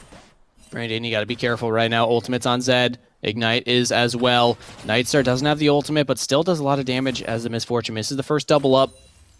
Can he land another one right now? Brandini still alive. Slowed. Greasy Watermelon going forward. Brandini will make it under turret. Doesn't have the ultimate, but he's taking a lot of damage right here. Greasy Watermelon. One more auto. He should have it. He can't find it. Oh, just barely picks up that kill, but Winston got onto Nightstar while he was diving turrets, so Greasy will trade his 80 carry for the enemy top laner. I honestly feel like Brandini's not giving a lot of respect to Conviction. He's like, yeah, we're going to outplay this. We know what's going on. And there's a situation there where Nightstar was playing really far forward, and you have to give him enough respect to say he's only doing this if he has friends nearby. And Winston, again, not paying attention. Disrespecting as well, but he actually takes down Dinosaur. Couple turret shots as well, so he will fall. That's a big shutdown to Yuli. 4-2-2 on the Diana. We're seeing every single time, Kingus, that Wildcard Red are individually better players. They have better awareness in a lot of these fights and what to actually do. They're winning a lot of the mechanical interactions between champions, but they're not necessarily being in the right spot in something that we typically credit them for. We oftentimes say, you know, they have more information than the other team. They're moving around more intelligently, but they're making plays where they do not need to be aggressed on over and over again, but they are starting to pull ahead just because their macro is cleaner and they're putting the gold on the right places. They're moving more people to this fight, and every time they're the ones going for an aggressive fight, they're winning. And if you're Conviction, you just got to give this up. I mean, it's not the end of the world if they get the Rift Herald. You don't have your 80 carry with you. You don't have sight of the enemy 80 carry, so just, you know, give over the Rift Herald. It's not the end of the world. You're still getting played spot side. But yeah, they also showing some sloppy play. There's not a lot of macro happening across the board from either of these teams right now. It really is just duke it out, but Wildcard Red are getting ahead regardless with now 2 dragons on the board. Bradley could be in some trouble up here. Play for top or lose despite being 1-4. Just 1v1 Bradley! What are we watching right now? This Aurelia? This is what I'm talking about. They gotta be. This is what I'm talking about, right? Like, what is this fight that you're necessarily going for? You don't know how many people are there. You're in the middle of a big wave, and you just have to respect your opponents, even if you think you're better, because it doesn't change. Like, it doesn't matter if they're a new player or if they're faker. They're still playing the same champion. If they make the right moves, they will end up coming out ahead in that situation. So, Wildcard Red, we said that we were a B earlier. I'm going to downgrade that to a C already, because I don't know, like, what's going through their head. They are looking to limit test this game. They already picked the Fizz, and so they're showing that right now, when you do this, you still need to play with macro. They're still very likely going to win this game, Kangas, but this is already the kind of play that would lose them games against some of our more experienced teams. Exactly, and we were talking about in the pregame, you know, how we rated them and, you know, what they can work on. You were saying you're hoping that they play this next one a little cleaner. Yeah. So that way they keep their fundamentals, keep their good habits. But, yeah, that's not exactly what we're seeing. They're definitely having fun with this one. They're having a great time. But it's also the kind of thing where it's like, how much do you care about winning this game? Right, and it's the kind of thing where the answer is probably not very much, right? Like, you do have to recognize Conviction's already through the Proving Grounds qualifiers. Wildcard Red have already qualified for Proving Grounds twice over based on the fact that they got first in Cup and first in Risen. And you're playing this for practice, right? And for prize money. And for prize money, true. You are trying to get some of those dollars into your pockets. And so even if you lose this game, you can still rely on the fact that you're going to be able to beat them in Game 3. But it's interesting to me that they're... Let's see if they can beat them right now. In this fight, Yuli goes golden. Play for top or lose is in there with the ultimate. Bradley's taking a lot of damage. Winston as well. Ooh, the arrow misses. Chains of Corruption not land on a nice. Dinosaur goes over the wall like a madman. Karma, what was that? Barely gets out of there, and Wildcard Red will actually win the trade. Yeah, when we go back and watch that replay, I'm going to ask that our observers show us what the vision of Wildcard Red actually was for that fight, right? Because they didn't know where people were for that, and it was a situation where both teams were like, I don't know how many people are here, but I see some champions over there, and hey, we're actually playing Pokemon. Time to lock eyes and get this fight going. But it does mean that at the end of it, because Wildcard have been showing that they are stronger players, they're the ones who come out with a macro win again. So here, look at who knows what is going on. It's completely dark. You actually see 0 members. All you know is that Zed was recently bottom lane. And if anybody comes over, they still don't know where the members are. They just now see Yuli and say, hey, no, he's probably alone. Let's go for the fight anyway, right? And that's the kind of confidence that some of these teams will sometimes have when they are really far ahead, when you have an extra like 5,000 gold in your pocket. You know this play, it's almost always going to work. But in this situation, they just happen to be more coordinated. They had more people closer right at the beginning of the fight. And because they're kind of taking these flips, they're coming out ahead because of the more experience that they have. And the fact that they're also getting objectives, too. It's turrets after the play. It's dragons after the play. It's the Rift Heralds as well. So they are still in the lead right now. 3,000 currently in their pockets over Conviction. And they're also setting up around this next dragon that will be up in just over a minute right now. If they can find a pick or a couple kills here, that means Dragon's pretty much guaranteed for Wildcard Red. Play for top or lose. Very aggressively forward right now. Not respecting the fact that Bradley's here. And Chum the Waters comes out. Bradley picks up the kill. Even a teleport from Brandini will help them secure even more here as Danosaurus caught very far forward. Presumably getting some wards down, but that's the 2 picks that Wildcard Red wanted.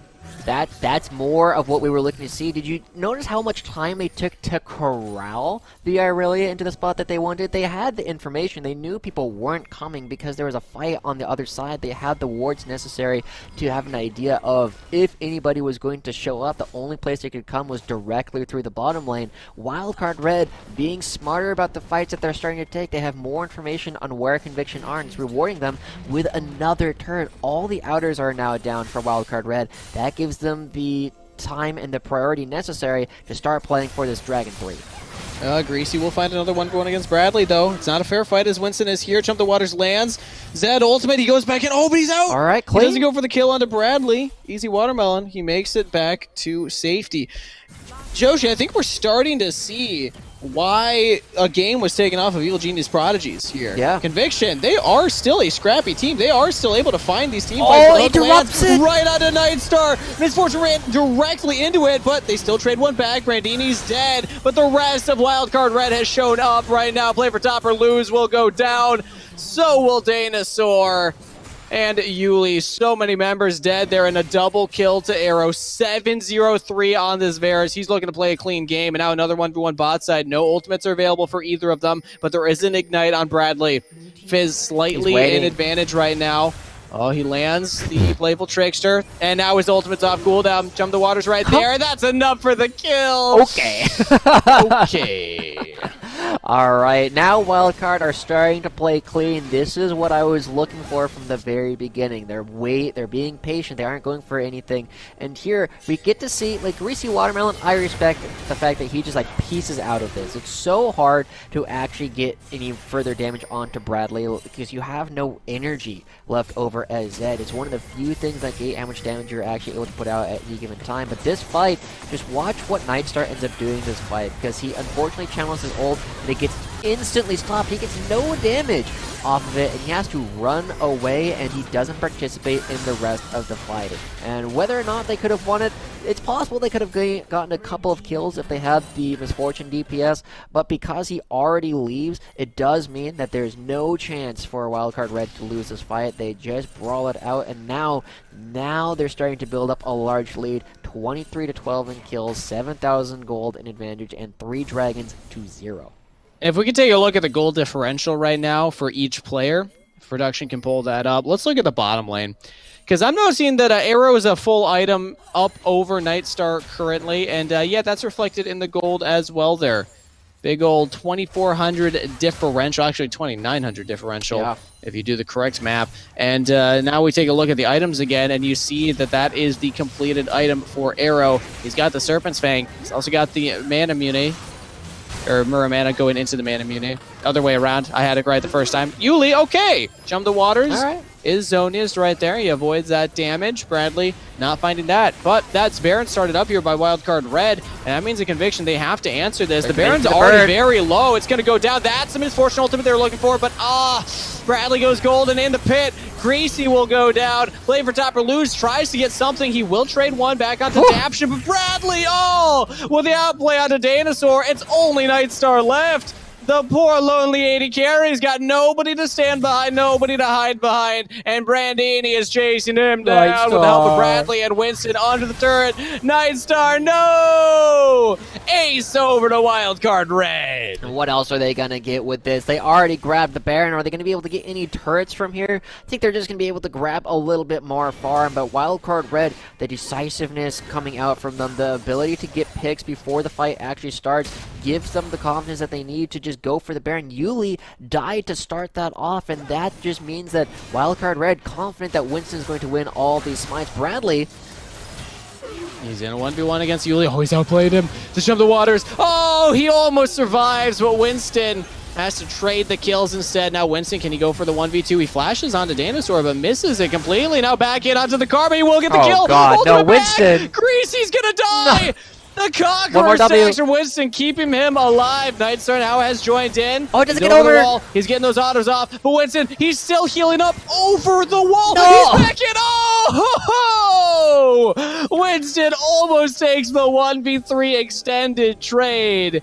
Not quite finding it, but wow, that was impressive. Wow, just the amount of sustain he had during the whole thing was absolutely nuts. But here, you can just see Bradley finally finds a spot where he can really start pushing around this fight, and it forces everybody else to come in really odd 1s and 2s. So, I mean, Yuli ends up getting picked off by Bradley, and now with no smite left over, for Conviction, it's very difficult to go for this steal. They're able to, again, just go for this big brawl that the Aatrox and Xin Zhao are really particularly effective in, and just beat down all of the members of Conviction. So it's impressive to see how this team actually plays, right, when they are playing not the kind of sloppy just macro play that we were seeing previously. They were making odd plays, and now Brandini's just too strong at this point. He turns it around on Zed, and Greasy Watermelon unfortunately might be past his prime in this game because he is currently 6-6. He has he has the same number of kills as deaths, and that just means that Wildcard Red are probably too strong. Now Brandini on the Aatrox with the Sterix completed, the Gore Drinker as well. A lot of healing, a lot of shielding, and it makes it very difficult for an assassin to actually kill him in that 1v1. Now Winston on the bottom side here, looking for Yuli. Not quite going to find him, but Bradley's also taking these turrets. We're past the 25-minute mark again, so this is going to be slightly longer than last time. But it's starting to feel more like last time now, despite the fact that the early game was pretty close. Oh, the Chains of Corruption just barely makes it. Oh, what a snipe from Arrow. I mean, the difference now is they have more information. Arrow... Yeah, he's just destroyed? He's deleted. Zed found the right target that time. Now Bradley looks for the re-engage with the help of Daction. Winston's in two, and Greasy's dead. The ultimate for Misfortune is just not doing enough in these fights. Has not found the correct use of that. And that means more members are falling over to Wildcard Red. It's yet again only Nightstar. Nobody knows the trouble I see. Nobody knows as Nightstar all alone, chasing down by Brandini and Winston yet again. And under turret, he does flash this time. Can he make it away? He will. There we go. Nightstar, the lonely AD carry, makes it to safety. Whew. Alright, well, all his friends are dead. He's like the dinosaur, even though Dinosaur is the only other one on the team, right? But we're starting to see Wildcard. They have so much information. They know where people are. They see 3 people in mid lane, and so this gives them the confidence to be like, oh, well, we know where all of your friends are. At best, we're looking at a 2v2 that we think we can win. And at worst, it just takes us too much time to go, and we have to leave. Now, unfortunately, they then don't respect the fact that all the members are coming over to the fight. Arrow goes down a little bit too early, and once you actually have these even number of fights that you're opting into, or slightly overmanned, as we already see towards the end, then it becomes easy for Wildcard Red to win these. We see in the picture-in-picture that they are able to pick up what looks like the last dragon for themselves. Yeah, they have the Infernal Soul underneath their belt, so it is, at this point, pretty much a foregone conclusion that Wildcard Red are winning, but it was a fascinating glimpse into the Conviction versus EGP series now that we're actually at this point. Now we're starting to see the Conviction. They can play scrappy games, and they are always willing to fight you, so it's making a little more sense that EGP did drop one game against them. In Conviction, they're already auto-qualified for Proving Grounds circuit qualifiers. So that means, hey, I mean, this is a team that potentially can take some games. Again, their journey to get here, they took a game off of Glaive in the open qualifiers too, so they could be a threat. Winston over the wall, Brandini as well. Play for top or lose, has to flash just to stay alive, and Nightstar's ultimate yet again. The Xin Zhao just stops it, and he can't kill the Aatrox. Already, Greasy's dead. Continual chase under the turret. Nightstar, I'm sorry, man. You're not going to be the last member surviving. This time it's your support. One is the loneliest number. And a double kill to Bradley. Wildcard Red. Oh no, Daption does fall. Not the cleanest ace. It is a 5-for-1 trade, but regardless, Wildcard Red reminding us all why they are the best team in amateur. As Bradley, he did it. Over 11.5 kills. He's got 12 in his pocket, dancing on his dead Nautilus. And that's going to be game going over to Wildcard Red. Wow, what a crazy game overall. It feels like Wildcard, once they finally buckled down, it's like, hey, it's time to actually take this game seriously. It is going to be a situation where there's not a lot that Conviction really could have done. They're diving the fountain at this point, and they just know they can also just hit this Nexus whenever they want. Arrow wants to protect his KDA 10-2-7 at the end of the day, but it was just a situation where Wildcard Red, we never really had a lot of doubt that they were going to win, but it was a question of, you know, the journey matters more than the destination. We got to see a lot of plays from Conviction. We also got to see Wildcard Red both have a little bit of fun and then realize, okay, let's actually take this game seriously now. The first 15 minutes was, it felt like Wildcard Red just like, all right, you want to scrap? You want to scrap? We'll scrap. We'll just keep fighting you over and over again. But then they just... I did hear no bell. They also got the dragons. They also got the dragons. turrets. They also got the Rift Herald. That's the big difference between the two of them. But man, what a fun game, regardless. It's fun to watch Conviction, actually. They're a very scrappy team. So let's start taking a look here. The big one was the first blood at 4 minutes. It was the first replay that we'll take a look at here. So Joshi, walk me through, because I mean, again, these fights were so scrappy and so bloody, but this one in particular. Yeah, I mean, we get to see a lot of this play coming through. Daption and Arrow were rather consistently getting the better of Venusaur and Nightstar, and yeah, just watching them actually play through all of these interactions is big, but the first blood actually happens on the far side of the map, right, where Brandini and Winston, because Yuli spent so much time trying to force a dive onto Brandini without success, it means that he hasn't spent the time farming. He hasn't necessarily picked up all the other things. They know how to fight, but they haven't necessarily shown the same kind of prowess that Wildcard Red has in spending their other time more effectively. And it does end up meaning that despite all of the bloody back and forth that we end up seeing, Wildcard shows at the beginning that they have the smarts to actually play this through, and then they end up coming back to him and was like, yep, we're back to where we were supposed to be in the first place. Winston, again, having an incredible game. That's 2 in a row now, really making a name for himself as a jungler here in the amateur scene. I mean, again, we've seen him in Academy. We've seen him on Solo Fide, and now we get to see him here. Very impressive performance. I also want to call you out, Joshi. Play for top or lose. He actually had some pretty impressive plays, some pretty cool performances on carrying champions. So, hey, we'll have to keep track of him throughout the tournament. Well, let's take a look at the final replay here. The rest of the game was just fighting. It was just back and forth. But we want to take a look at the end right here at the man himself. Look at this. Watch Bradley. Watch the Fizz player here as he's going for his 12 kills. Oh, okay. Watch him right there failing to get over the wall. But Winston was able to get over the wall, right? It's a little bit easier with the blast cone. We touched on it at the very beginning, right? It's hard for Misfortune to be active in a lot of these fights. You don't have that much range, and in fact, Nightstar is not really able to do anything. By the time they get some auto attacks down, they just get turned on, and this fight was oh so clean, except for this. Daption dies to the turret after everybody's already dead, and why do you gotta do him like just that, gotta man? Celebrate a little bit. Yeah, I mean, he got his 12 kills. He's like, Daption, we were competing for kills in game number 1. What happened, man? I thought your Nautilus was supposed to be cracked.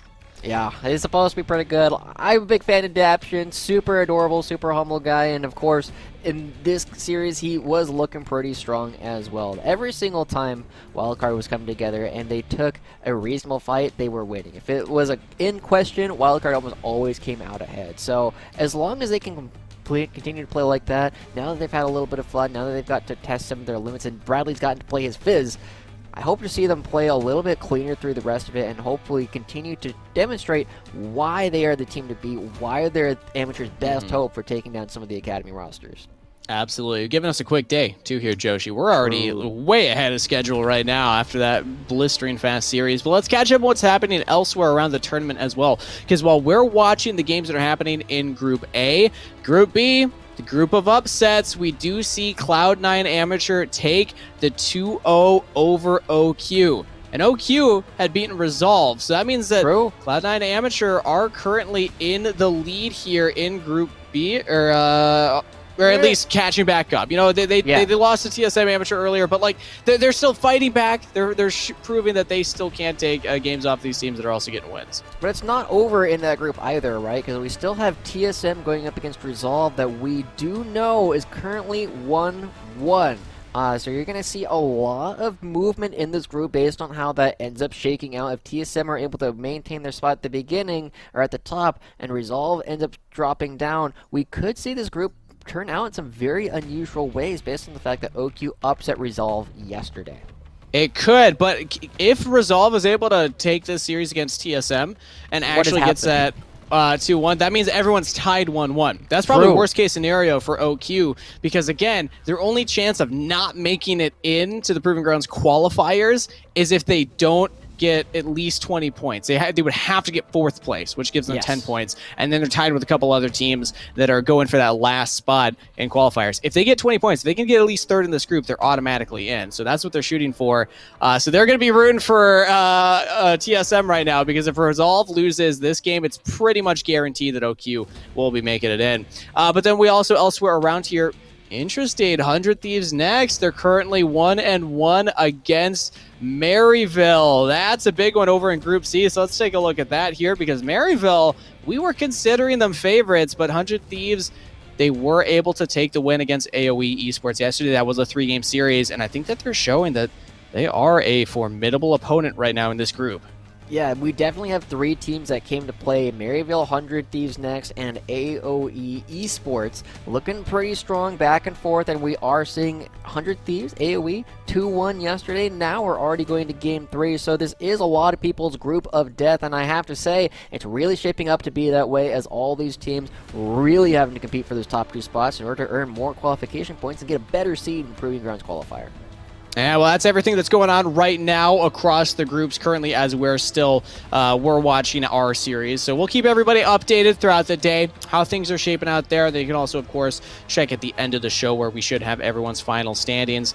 But final thoughts here, Joshi, on the series that we just saw. Wildcard Red versus Conviction. Give me your thoughts on Conviction, and then let's talk about Wildcard Red. Conviction, honestly, kind of impressed with how they were able to play. They were able to take a game off of EGP yesterday, and they thrived in the chaos. I wish I could say that they did more to actually generate the chaos as much as just walk around after all of the things that were going on, and Wildcard Red let them play that way. But it is a situation where if you can start doing this and start cleaning up some of the macros so that you get the fight and a little bit more after, I think this is a team that actually has a brighter future than I had expected based on what I had previously seen. Yeah, that was their final game in this group, or their final match in this group, because AOE Vice unfortunately did have to drop out again. Thoughts to the players that were hoping to compete there. But that means that even without picking up a match win, they're still going to the Proving Grounds qualifiers. They did get a single game win against EGP, and they also were able to take down Glaive in the open qualifiers coming into this tournament here, the EGL Summer Showdown. I think that they're a legit team. I think that they showed us here, even though they lost in very quick games to Wildcard Red. I got to echo your sentiment. If they just fix some of that macro, but keep the aggression, I'm excited to see what they can do going forward. Yeah. Wildcard Red, though, they're very the champs. Oh, they're the reigning champs. yeah. No, you were talking about that with Conviction. Yeah. Now moving on to Wildcard Red, they're the champs. They already have won 2 of the Tier 2 tournaments. So honestly, it's sad to say, but this was expected, right? It was expected. Yeah, it was always expected that Wildcard was going to 2-0 here. The only reason why we had Inidella again was because we've been having a lot of upsets on the main stream. True. So with Wildcard Red breaking the streak, we might get to see a little bit more standard gameplay from here on out. Well, we'll see what happens, because next up we got Supernova versus Zeus Gaming. Another potentially heavy-sided matchup if you're a Zeus fan. They got a scary-looking roster coming into the summer. So we're going to send it to a longer break here. We're going to rehydrate, get some food in us while the break's going on. So make sure that you're doing the same. But stick around, because we got more League of Legends action coming up next here for the EGL Summer Showdown. I need some water, so let's send a break. We'll be right back after this.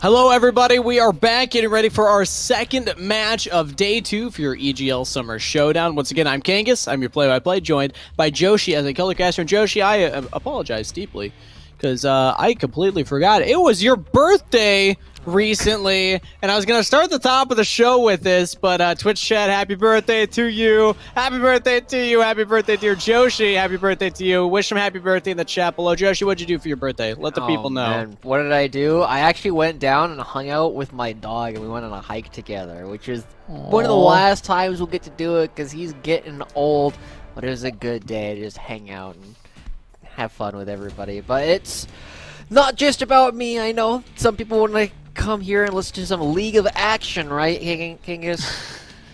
Yes, League of Action, the legendary game. We got Supernova versus Zeus Gaming coming up next here, so let's preface these teams before we're hopping into the games. Starting off with Supernova, they currently have 40 points in the LCS, rather Proving Grounds qualifier points total going into the qualifiers.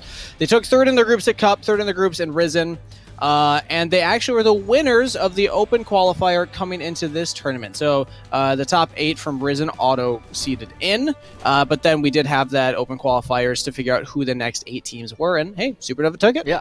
And before we go too far looking at what they're going to be doing, we got to talk about what they're going to be doing today because their support not going to be playing for them today, at least not for the first game. We are going to be starting off with Rovex, the mid laner for Columbia College, coming in to substitute in at support. And we've seen him play a couple of times previously. Unfortunately, from what I can tell, they've been losses thus far as he's been playing things alongside Senna. So we're going to see if that's going to continue the trend. Are they going to be throwing this mid lane to support to play things like the Gwen and Set like they've done previously?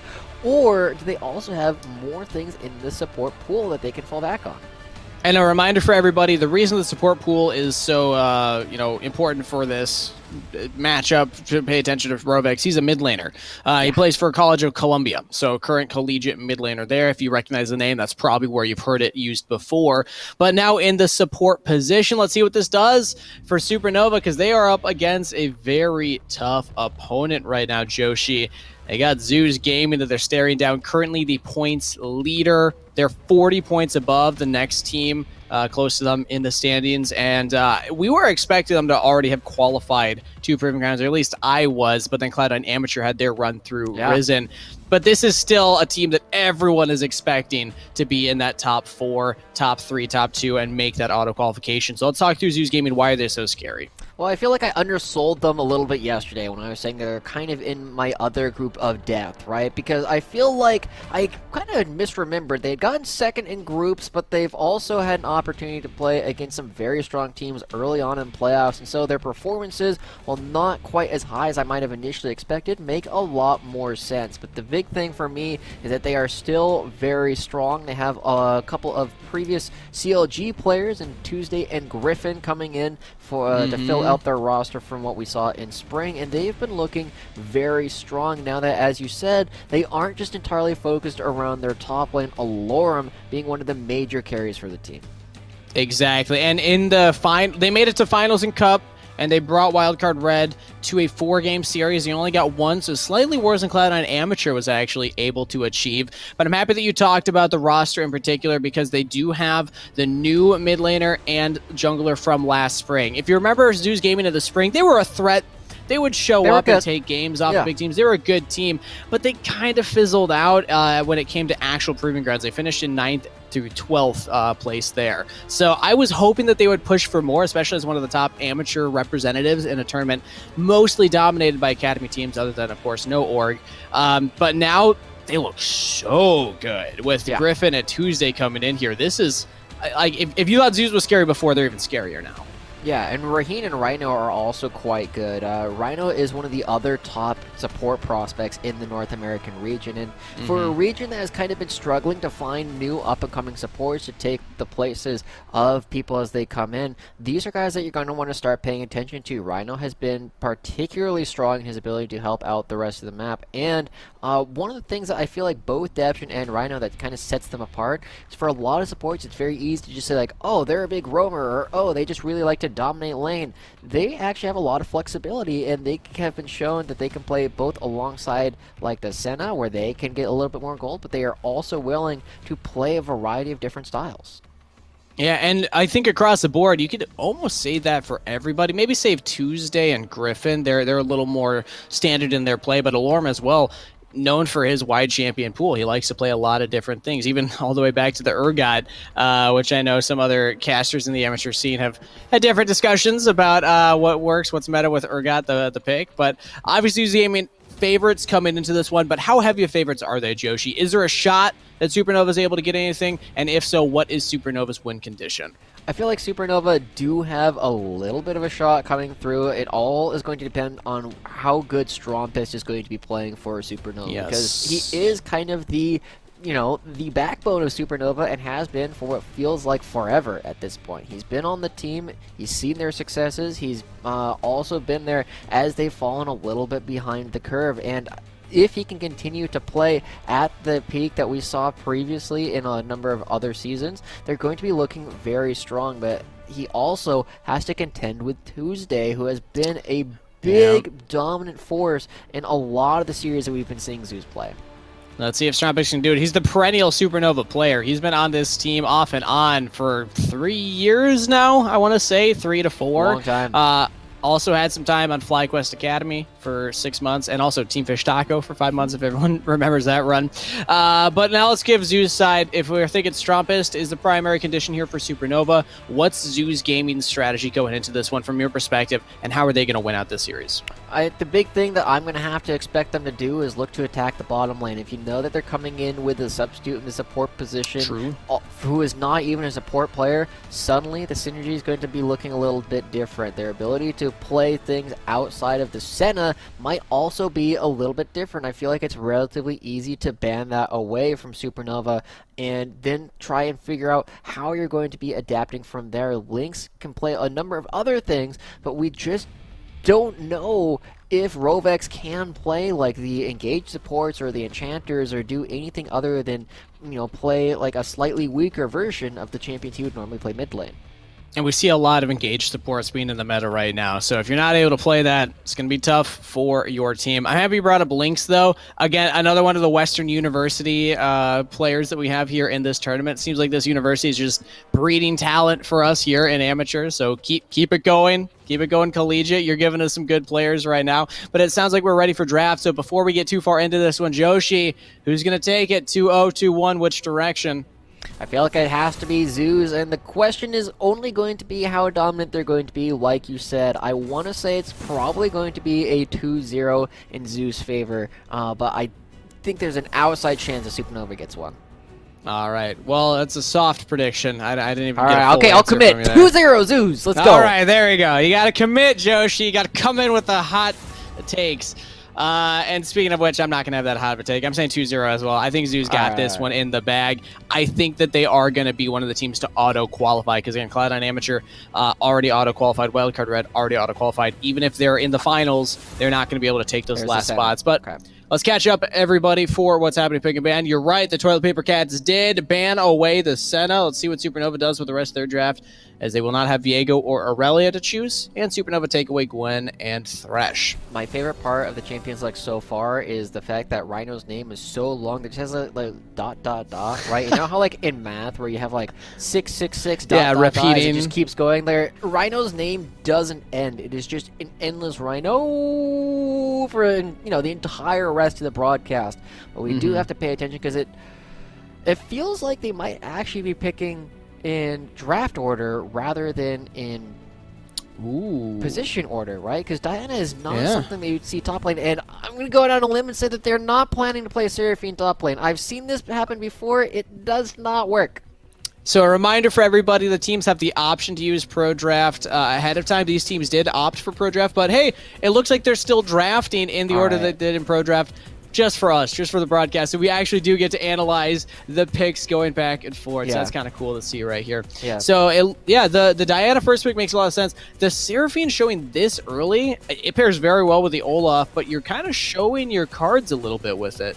Yeah, it's the kind of thing that you tend to do when you are really focused on making sure that you have a style that your team can actually play, right? Seraphine used to be really, really dominant, and hasn't been as much recently, but the Seraphine, now that we also see the problem, I can see you kind of going, because it means that the Seraphine definitely not going to be in the support position from here. Not in the support. You can play mid, you can play bot, so I'm expecting it to go into one of those roles, obviously, but I'm more confused about Zeus, and I'm no longer fully convinced that this is actually in the pro draft order, because if you're picking the Aphelios without locking in your support, your Thresh is already gone. So yeah, the Lulu ban is obvious here for Supernova. They can just take away another support now. We are getting word from production that this is in the order, so interesting choice from Zeus right there. Yeah. All right. Karma ban too, yeah, that makes sense. Makes sense. As you say, you got to make sure that Aphelios has something that can protect it. It is kind of like that Kog'Maw in a lot of ways. So I just have to tell this real quick. I did Twitch Rivals recently over in EU, and we actually saw a Seraphine top played a couple of different times by Ross Boomsock's team during all of this thing. And it was a very odd day because they were playing Malzahar top and Seraphine top, and it was one of those situations where it's just eventually you just don't have enough streamers to actually follow all the different roles, but just an odd thing that you end up kind of seeing, and I feel like the Seraphine, when you can put it somebody else on top, is going to have a little bit more success, especially when you pair it with something like this Karthus and the Olaf, where you can just really power up and make really dangerous. All right, no, subtle flex there, Joshi. Yes, thanks for the reminder that I've yet to be invited for Twitch Rivals, but you're one doing day. LCS, calm down. One day, I'll get in there. Karthus is the pick, though, for Supernova, so that's going to be not a jungler. Could still be a jungler if they put that Olaf into the top lane. Olaf top, we have seen, especially if you watch LEC, for the next top laner, Adam does like to pull that one out, so still a little bit of ambiguity in Supernova's draft, but this is very unique from them. I mean, 2 supports and the Karthus plus the Olaf. I mean, it's kind of tough to tell what this team is trying to do. Are they trying to play aggressive early around this Olaf with double support? They're trying to scale with the Karthus. Kind of pulling them in 2 different directions as we're getting potentially a reset on the pick and ban. We'll keep you updated on what that is. And we are having confirmation that there was a reset. So maybe that Karthus pick wasn't actually meant to be locked in. We'll give updates once we have them. Yeah, definitely an interesting situation to come through, right? Both Seraphine and Olaf aren't the most popular meta picks at the moment. You can definitely still play both of them, but they don't tend to be your first and second pick. And Supernova, I feel like they're having to call some pretty big audibles right now. Just saying hey, we were originally planning to play like this, but now that we have Rovex coming in, we're not going to have the same typical playbook that we would normally play with. Whereas on the side of Zeus, they're just just big, strong champions. Call it a day. We're going to be giving Griffin Diana, just let him run people over, and maybe we'll even play a Yasuo. Pick a Felio solution. Blue 2-3, because why not? I'm still not the biggest fan. I want that to be known. You could have locked in Lulu there with the Aphelios, and I would have been happier with it. But it sounds like we will be getting back into the draft here shortly. The double marksman still coming in from Zeus. I do still like that it's strong, plus the Diana. So Diana can go in and start the fight, and then you got range to back it up. So we already get an idea of what the comp's going to do, but my concern is that the Aphelios can struggle in lane. But okay, looks like we're getting a look into the future here, Joshi, because we're back into pick and ban, but they are drafting in correct order this time. Gotcha, yeah. They're just picking their own champions from here. So the Azir is what I'm guessing the Karthus was supposed to be. I don't think that was what they were supposed to be picking, and that would make more sense, right? It is the strongest character. It is what you have seen him on for years and years at this point. Very, very comfortable on this, and it is a very interesting composition that Supernova have built for themselves, right? Because you have a very strong backline already in the Azir and Seraphine, but you don't necessarily have the same kind of aggressive front line. Joshi, we get a Bard! Bard! That's the support paired with the Aphelios. I love this pick. This is my personal comfort pick, my pocket pick here. I don't know if I can call myself a Bard main. I haven't played him as much this season. But We'll see. Jury's out on if it'll work with the Aphelios pick here. They're against a pretty passive lane. I don't see the Seraphine plus Braum really having a lot of kill pressure on this lane, so you still will be able to farm just fine as the Aphelios, and then Bard can actually get out of lane, cause some havoc right now. Yeah. But we do see the comp from Supernova. If they can scale, they are kind of scary here. That is 0 plus Seraphine combo, and then they can just play through top lane early on. Yeah. They have a lot of range and a lot of sustain to actually play with during a lot of these sieges and like Baron and Dragon dances. So Supernova have a very clear pivot that they want to make. They start by playing around Olaf, and if that doesn't work, well, then you're suddenly playing around Strompus, something that Supernova is very familiar with because they've been doing it for literal years at this point. Pretty much. It's been a while. They're very comfortable with that mid laner. On the side of Zeus, kind of the double marksman plus even the Urgot for a little bit more just semi-range AD damage. It'll really come down to Diana, and I guess Bard provides a little bit of AP as well, but and engage. They're kind of engaged, but they are indexing heavily into that AD department, so let's see if it works out for them here. And what's going to happen? Supernova versus Zeus Gaming after that draft. I mean, it's a new patch, new strategies, new meta. We'll see who is able to come out on top. We're sending it to a short break while we have time to load into Summoner's Rift and bring you all the League of Legends action, the League of Action that you deserve today right after this.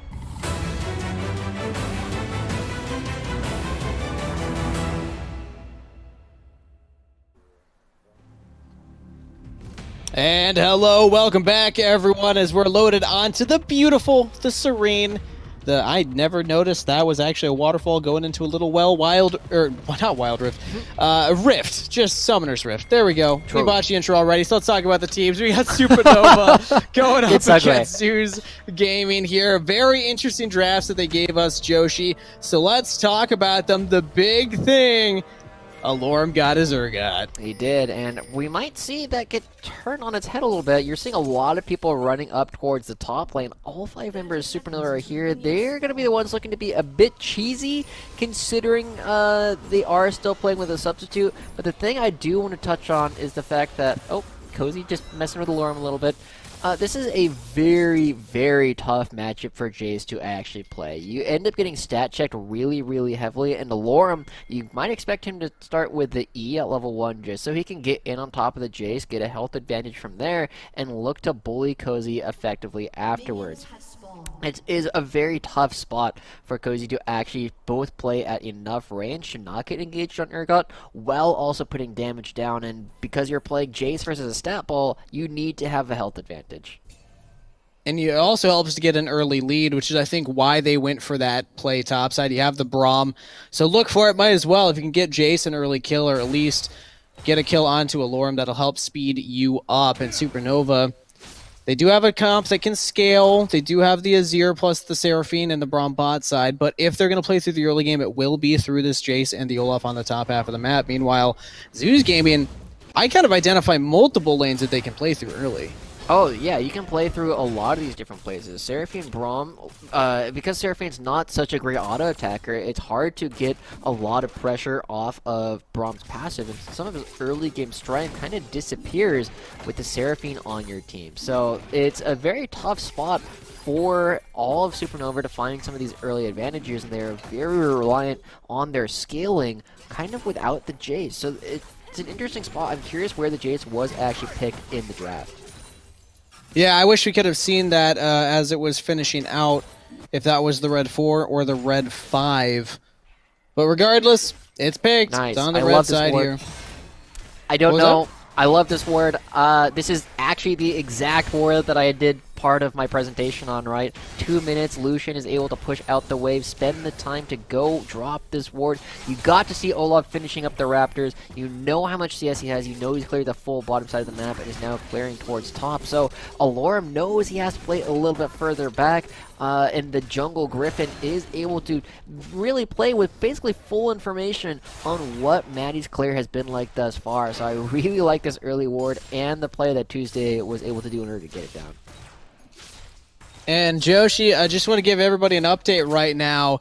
We're getting some words on the other games going on in the tournament, and I was thinking of waiting, but I want to update because this is making me excited. Whoa. 100 Thieves Next got the 2-1 over MU, and TSM Amateur got the 2-1 over Resolve. Wow. Big swings happening elsewhere in the group, so that's crazy. Wish we'll catch up on how those games played out later, but we still got to focus on this one. But yeah, big swings, big implications now for the tournament. But currently, we see Maddie go for an invade on the top side, drop a ward down, and then he'll go for a bag.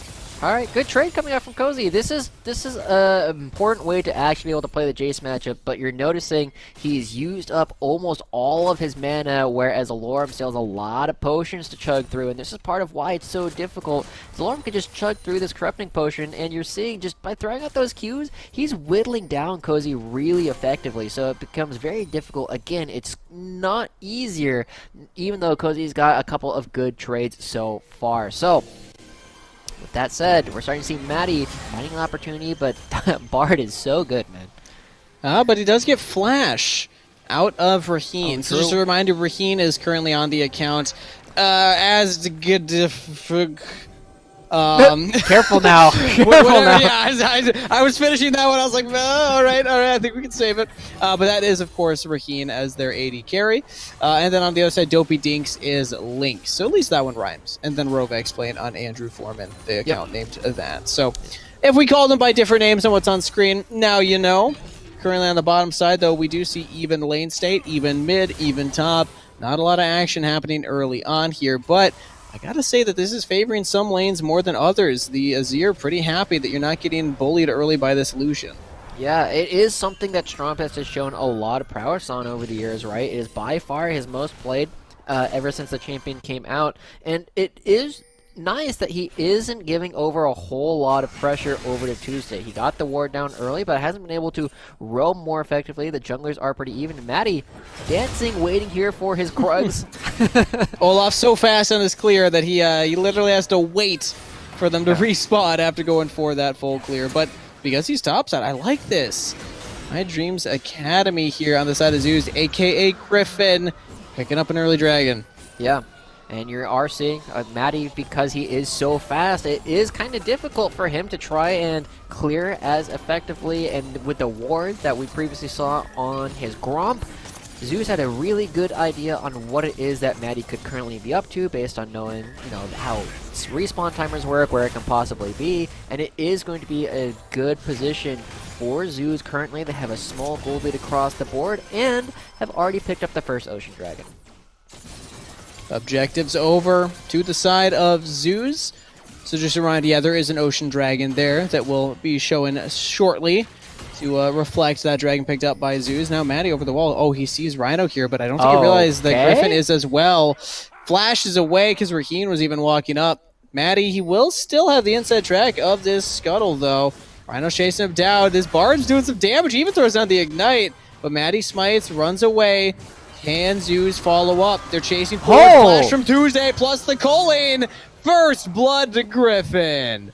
All right. I was a little bit surprised they were able to go for that, but Maddie on this Olaf work. Ooh, God, Alorn, so good. What a great usage and understanding of the interaction. Like, Jace has a lot of weird interactions with his golf swing, right? You just knock people back, and sometimes it can pull them out of dashes, sometimes it effectively doesn't. So, Alorm understanding the matchup well and trying to get on top of Cozy does a decent job at nullifying some of the natural advantages Jace will have in some of these lanes. But now Griffin and Rhino, hey, look at that. Bard just piecing out again.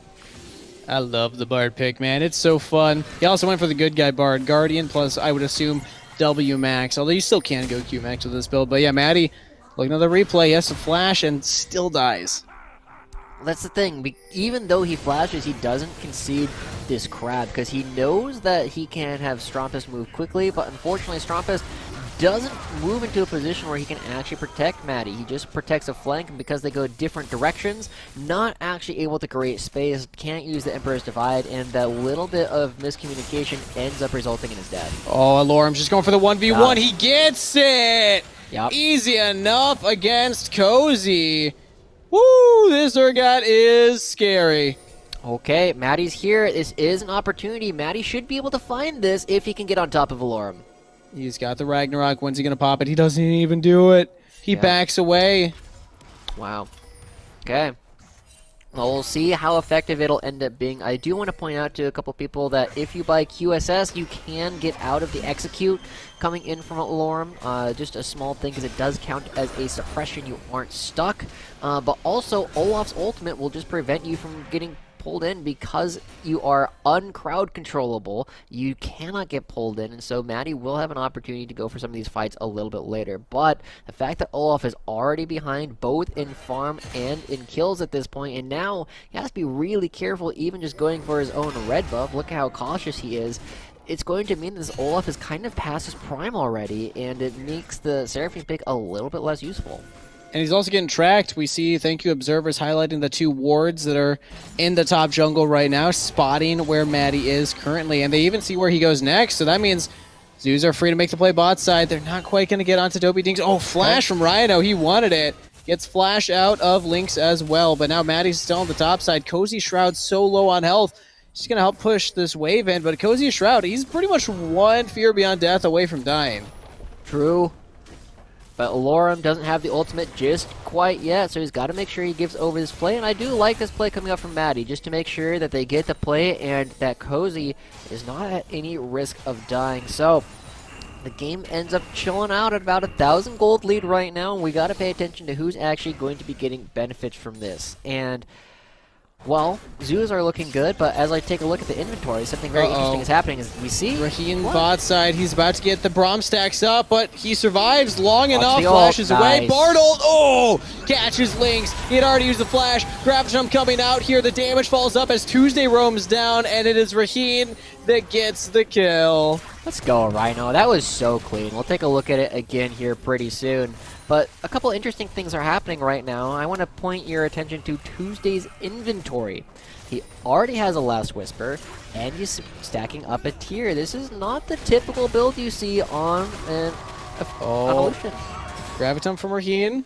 Maddie's here. Tuesday, he looked for it. I don't think that Raheen actually used the Gravitum to stun Andrew Foreman, a.k.a.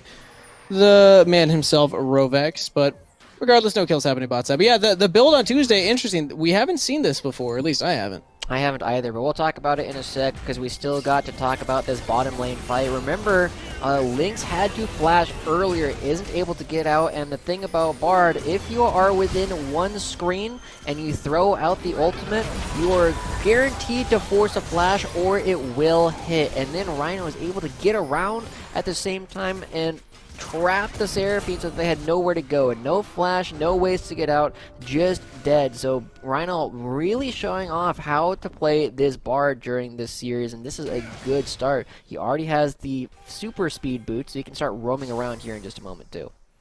Bard has not been played very much in the meta at all lately, and I'm kind of confused why. I think he's a very strong pick and very versatile as well. You can go for kind of a lane bully build, or you can go for this one that he's got right now, where it's just utility. You provide shielding, you provide healing, and you also get these Swifties early on, so you can just get around so fast. Bard roaming is incredibly fast, but it's not the Bard roaming, it's the jungler.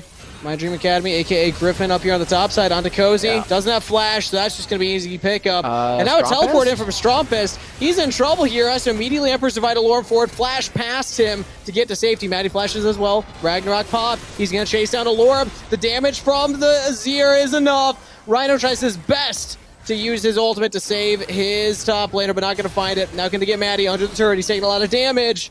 Tuesday, oh, the Culling was on cooldown. It's just coming off right now. It's back up, but he didn't have it in time to kill Maddie. Good play overall from Maddie to actually find that kill. And I have to praise Rhino for trying to use the ultimate to keep Alorm alive, but it will result in the little bit of difference. Something that we were looking at in the previous game was you get the kills and then what? Who is getting more after the fight is over? And now it's Zeus who are actually going to be the ones who are going to be finding the advantage. They trade 1-for-1, but they also get the plates. They drop the Rift Herald, and they're going to be able to turn this one kill, this trade of kills, into an entire turret that's going to be going over, ballooning to a 2,000 gold lead almost instantly. That is a 3,000 gold lead right there, Josh. I'll have you redo your math. Yeah, big leads for Zeus right now. They're up a turret. They're up 3 kills. The Dragons were evened out as Supernova were able to pick up one earlier there. And it will now be the Infernal Soul on the map. So let's see what happens with the Dragon Control later on. But first, get a replay of this play top. We already see them coming up, and it's pretty difficult for Cozy to do much of anything. He just kind of gets run down, and you notice that they don't even have to use the ultimate here. And I was worried when I saw this teleport coming through for Strompest, right? Because Alorm still has the ultimate, but Strompest plays quickly. He gets the flash back to the turret so he can dodge the ultimate, and unfortunately, you know, you just get run down. You look at Urgaz's big stats ball. Well, Maddie's also a stats ball, and he is still a little larger for now. But because you get a 3v1 afterwards based on the remaining health on the Olaf, you're able to push down the turret. So congratulations to Zeus on picking up that first turret. I'm still trying to think about the Last Whisper, Kangas, that Tuesday has in his inventory, because typically when you see this, it's building into, I believe it's a Cyrilda's Grudge, right? As, you know, a very quick transition, so you get the slow on the ultimate and just can, you know, gun people down really quickly. But he's also transitioning from that into, you know, either a Gale Force or a Kraken Slayer, and so it feels oddly inconsistent, and I don't understand the stop. feels maybe like it's just a mathematics equation. Yeah. Thinks that it's worth it right away as we see. Oh, Bardolt hits 2. He can follow up with a double stun. Flash from Lynx keeps him alive. Same cannot be said for Rovax. Oh, he's still surviving through that though. Took a lot to kill Braum, but they did get him. And multiple members still alive. The ultimate comes out here. Fear Beyond Death onto Maddie, but he's got Ragnarok Tuesday in trouble. Cozy got on top of him with the flanking Jace. He will sacrifice his life for this. He might take down Rhino first though. Rhino. Oh, the Cosmic Binding picks up the kill. And now Supernova with 3 members. They're in trouble here. Rhino, what a play right there. 1-0-3 on the Bard. Impressive stuff here. And Zeus overall, they are playing very confident and very aggressive.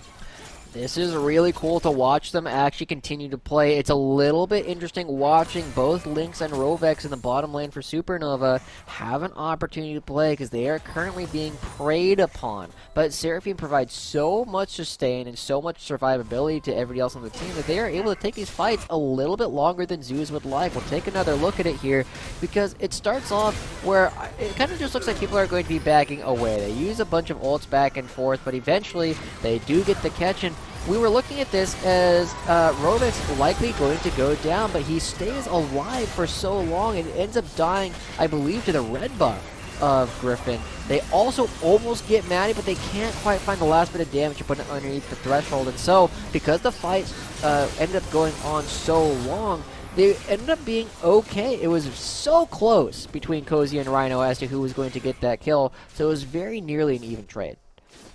Very nearly, but still in favor of Zeus. They're getting closer and closer to that 4K gold lead. And now they're picking up their second dragon of the game here in the Infernal, while also pushing the bot side. So Tuesday getting more gold on his own, XP as well, and neutral buffs for the team. Meanwhile, Supernova, they have multiple members on the top half of the map, so they're trying to play on the opposite side, but that Rift Herald's not up, so they don't even get much for this other than a pushed wave. Rhino here with the ultimate. Oh, beautifully set up by Rhino. Oh, Cozy. Yep, I feel you. I feel it, man. But also, that's Bard.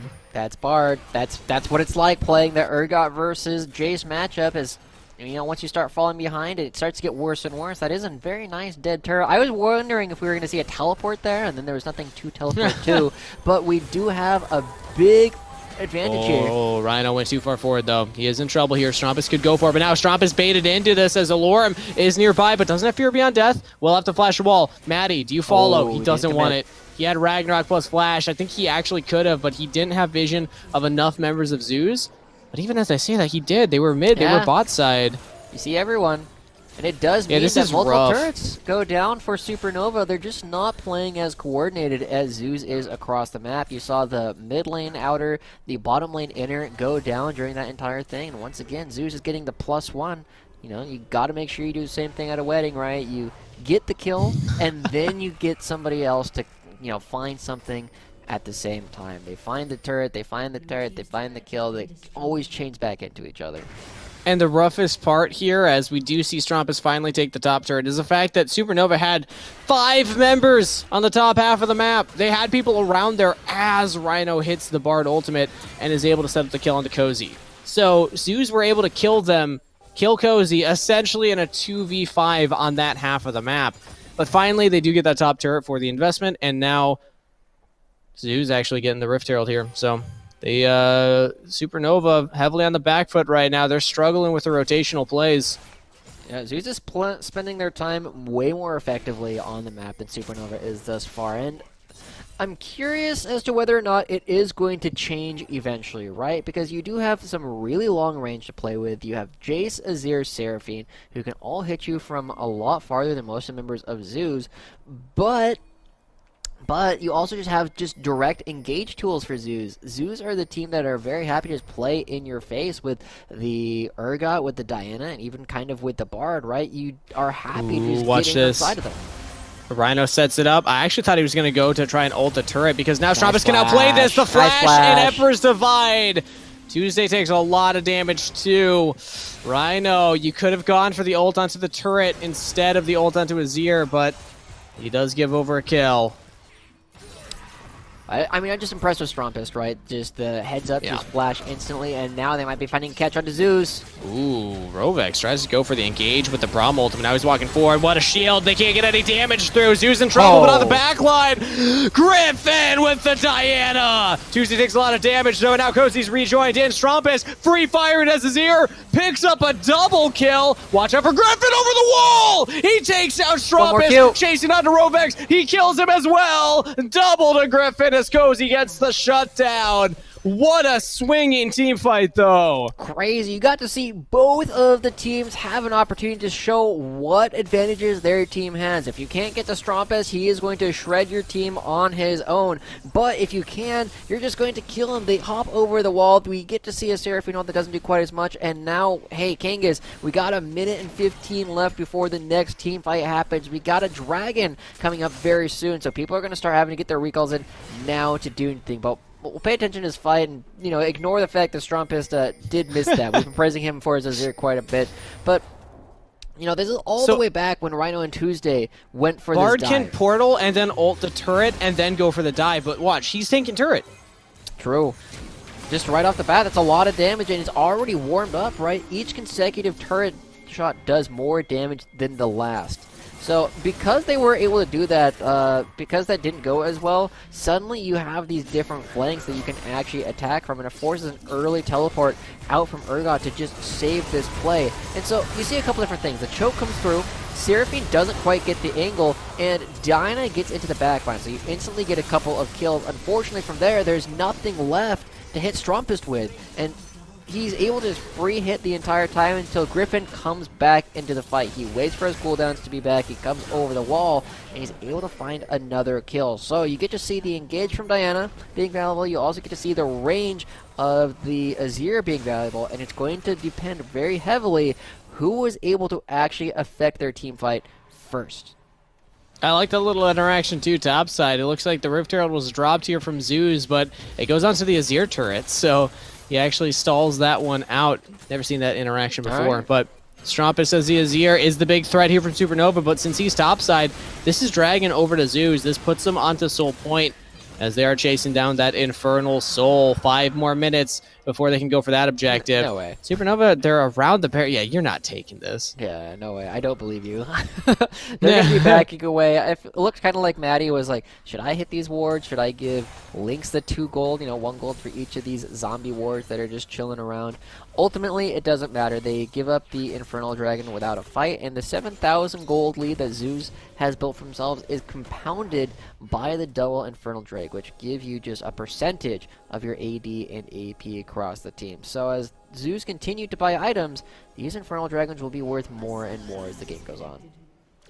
So we have a disconnect in the game. We'll see if that affects. Oftentimes with the delay that we have, we don't even experience those slight pauses there.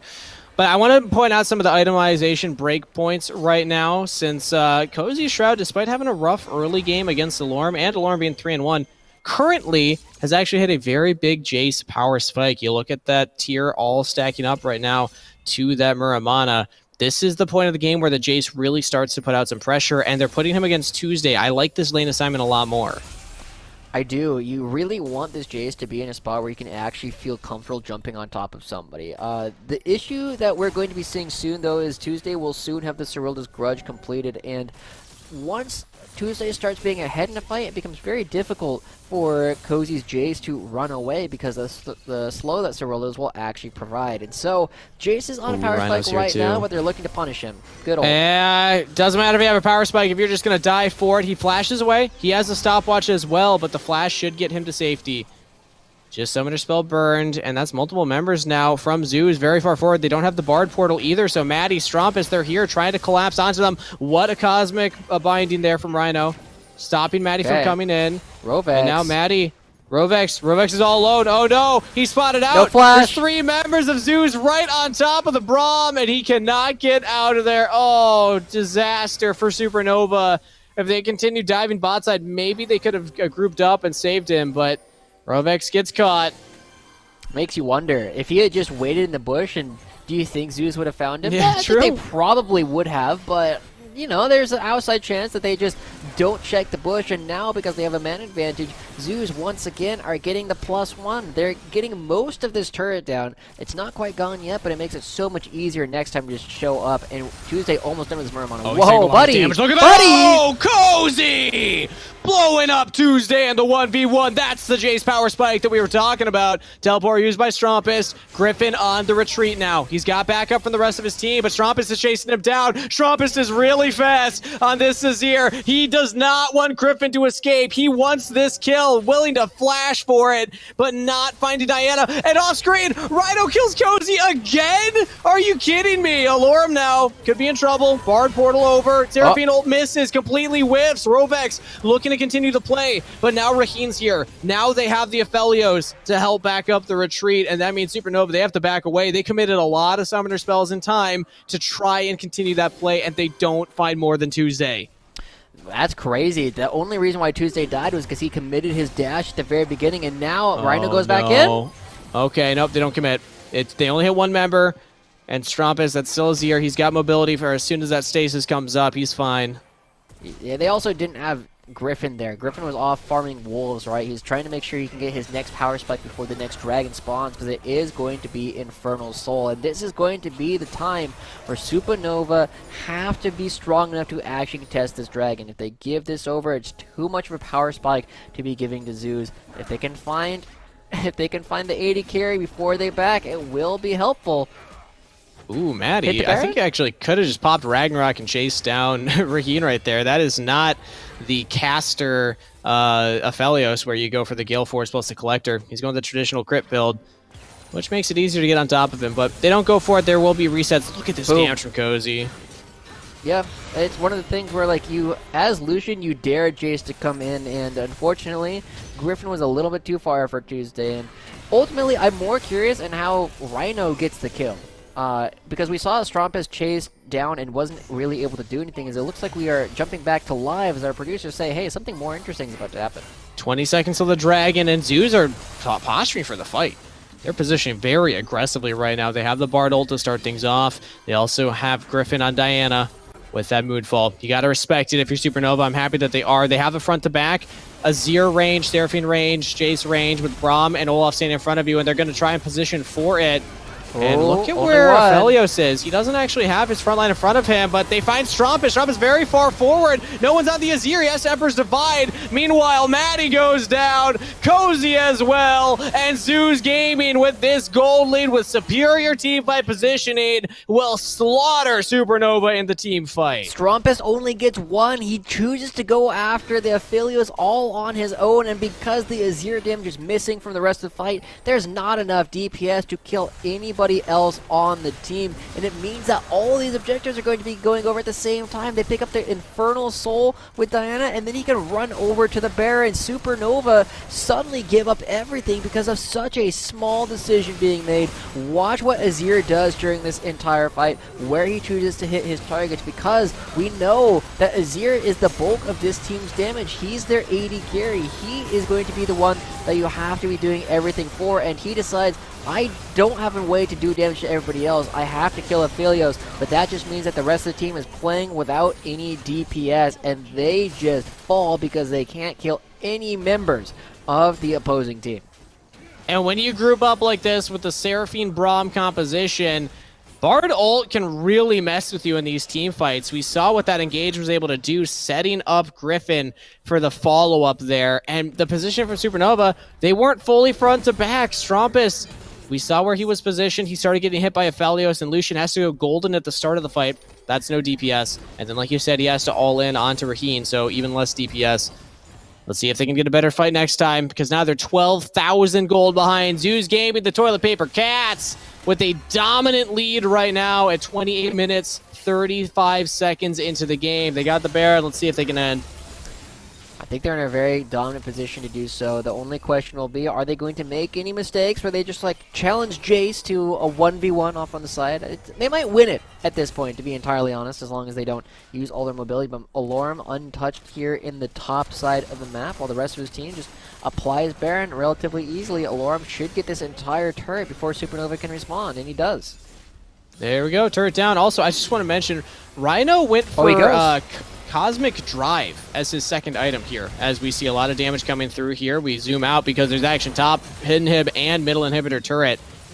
And top inhib falls. Zeus Gaming picked that one up. Supernova, they have yet to mount their defense. They're trying to clear out the waves right now. But yeah, this Bard 3-1 right now, actually doing a lot of damage, especially with the Infernal Dragon. I've never seen this Bard build before, but I kind of like it.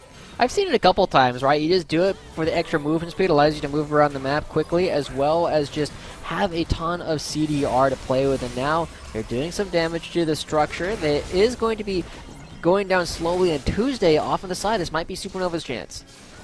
They could go for the 5v4 right now, but it's into Urgot, that's into Bard. Yeah, they can't find the chase. Griffin onto the back line. Zeus actually want to go for the fight as now Tuesday joins in, but he gets hit by Strumpus. Tuesday's out of the fight. He's dead, but a double kill over to Alorum. Zeus still winning it. They even take down Robex at the end. Two members of Supernova will be defending against the final push of Zeus Gaming. They took down Tuesday, but I don't think he was the primary threat, everybody. Alorum looking big on the Urgot. First Nexus turret will fall. Strumpus and Cozy, can you make it happen? You got to go for the miracle play right here, right now. Nexus focus is half health. It's going down. Strumpus jumps in. He assassinates Rahid, but he will fall in response, and that is going to be game 1 over to Zeus. Rhino kills Cozy for a third time this game as Bard versus Jace at the very end of the game. That must feel really rough for Cozy at that point, because it is every single time he's trying to go for something, the Bard just swoops in and takes him down. But there was a really clean, really dominant game for the most part coming out from Zeus. Almost every single time a fight came out, they were the ones who came out on top and also picked up the objective afterwards. Exactly. That's the same thing that we've seen pretty much all week so far. If both teams are willing to scrap it out and fight, the team that's winning the games is the one that gets that step after the fight. Just the gold from the kills isn't going to be enough. You need to get a turret, you need to get dragons and stack those up. And we saw that happen perfectly in that game from Zeus as we start taking a look at some of the replays to see how exactly the game played out here. I'm feeling really good about Zeus' gameplay. The beginning, I think they could have been a little cleaner earlier on, but they closed it out strong. They really did, and I really want to highlight two players in particular throughout these replays. Bard being played by Rhino, and Diana being played by Griffin. As we get to this first one, we highlighted how well Bard played earlier, so I'm not going to just talk about the mechanics in which he did it before, but also just kind of talk about how they were constantly looking for these plays throughout the game. Rhino, even if he was a little bit over-aggressive with these ultimates, was always looking for opportunities to lock down people with his ultimate. He understood he's the primary engage for his team. He was able to find a lot of angles and lock down people with this ultimate, and because of it, he looked good more often than he did. Exactly, and on a pick that we haven't seen too much of in the current meta. Bard's one of those picks where it's like, it almost feels like he's never not meta. Like, you will find games... He's always playable. Yeah, you'll find games in almost any meta where it's like, it's the right draft for Bard. We could actually put him in here. But the problem is he's not the easiest champ to pilot. I mean, laning phase is not the worst, but hitting those ultimates and using them correctly, you can actually lose your team the game. So he's one of those champs that's like, rare that you get to play him, and he's kind of hard to play, so is it worth investing time into him? But when you see performances like that, you're like, yeah, that Bard was active. That Bard was making things happen. Really cool to see from Rhino, a support that you had highlighted going into the day, Joshi, saying this is one of the supports in Amateur that we really need to keep our eyes on. Let's take a look at what happened a little bit later on into the game, because there was that fight around the red buff where it felt like it could go either way. The Bard dive didn't quite work out that time.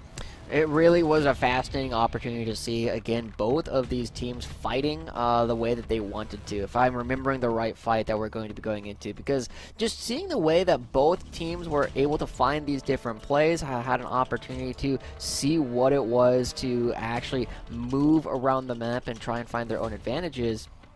It'll make it a lot cleaner overall when both teams are able to play directly to their play style. So, you know, when we do get the replay coming up on screen, I'm going to have an opportunity to kind of look at how these compositions work. But until we get that, I do want to address one of your points about the Bard. The Bard pick is interesting, right? Because you do have, as you said, you can almost always kind of play Bard, but recently with all the engaged supports being super meta, it's really difficult and dangerous to leave your AD carry alone these days, and that's kind of why we've been seeing him a little bit less. But the thing is, when you're against the Seraphine Braum, you can leave him alone in that lane, especially pre-level 6, because there's not really much that he can do to get on top of the Aphelios. And I'm just going to say it, we saw the draft order at the very beginning where that Aphelios was locked in earlier on, before they'd even seen the Braum pick. They just saw the Seraphine.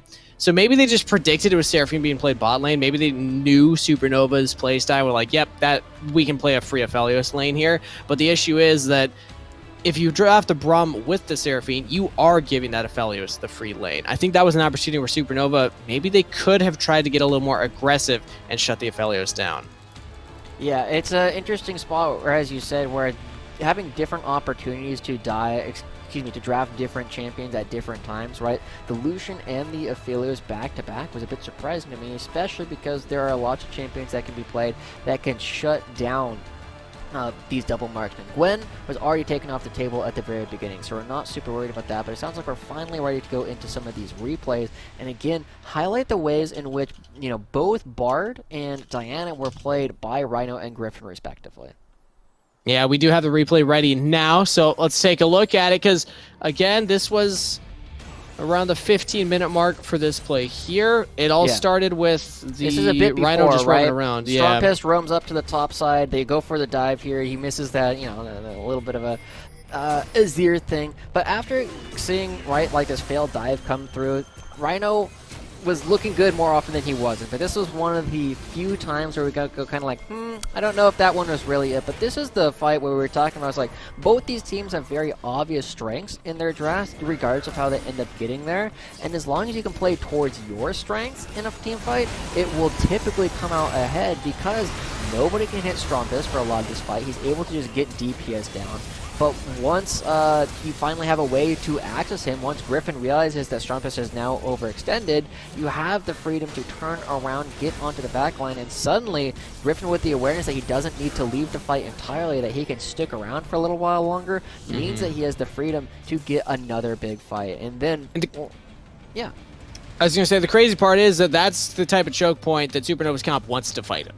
It's Azir all the way back here hitting you, Braum standing in front, Seraphine throwing out that ult. If that Seraphine had literally been like 2 degrees to the left, just 2, that would have hit every single person from Zeus, and that's probably a very different fight at that point. So that was a big moment where Supernova had an opportunity to just destroy a team fight, but like you said, Griffin was able to get it. But let's take a look at the last replay from that game right here and get a look at how things actually closed out. And it really comes down to, again, paying attention to Griffin and Bard, right? The two different engaged champions on the team. You notice that Bard doesn't have the ultimate anymore. He tried to use it previously, but because we're on an Infernal map, we're going to have an opportunity for Griffin to get directly into the backline and destroy multiple members. And again, once you start blowing up the Azir or the Azir support system, it becomes very easy for the rest of the fight to just barrel through with your big Urgot, with all of the extra stats that you have in the Aphelios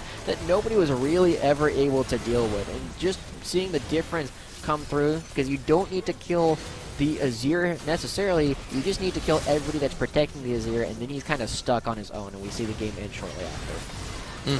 Yeah, I mean, credit to Stormpest, credit to Cozy for going for this play. They got 2, but they just did not quite have enough to close it out right there. And I mean, props to Zeus as well. Alorm had a fantastic game on that Urgot. Griffin's Diana, clean engages overall.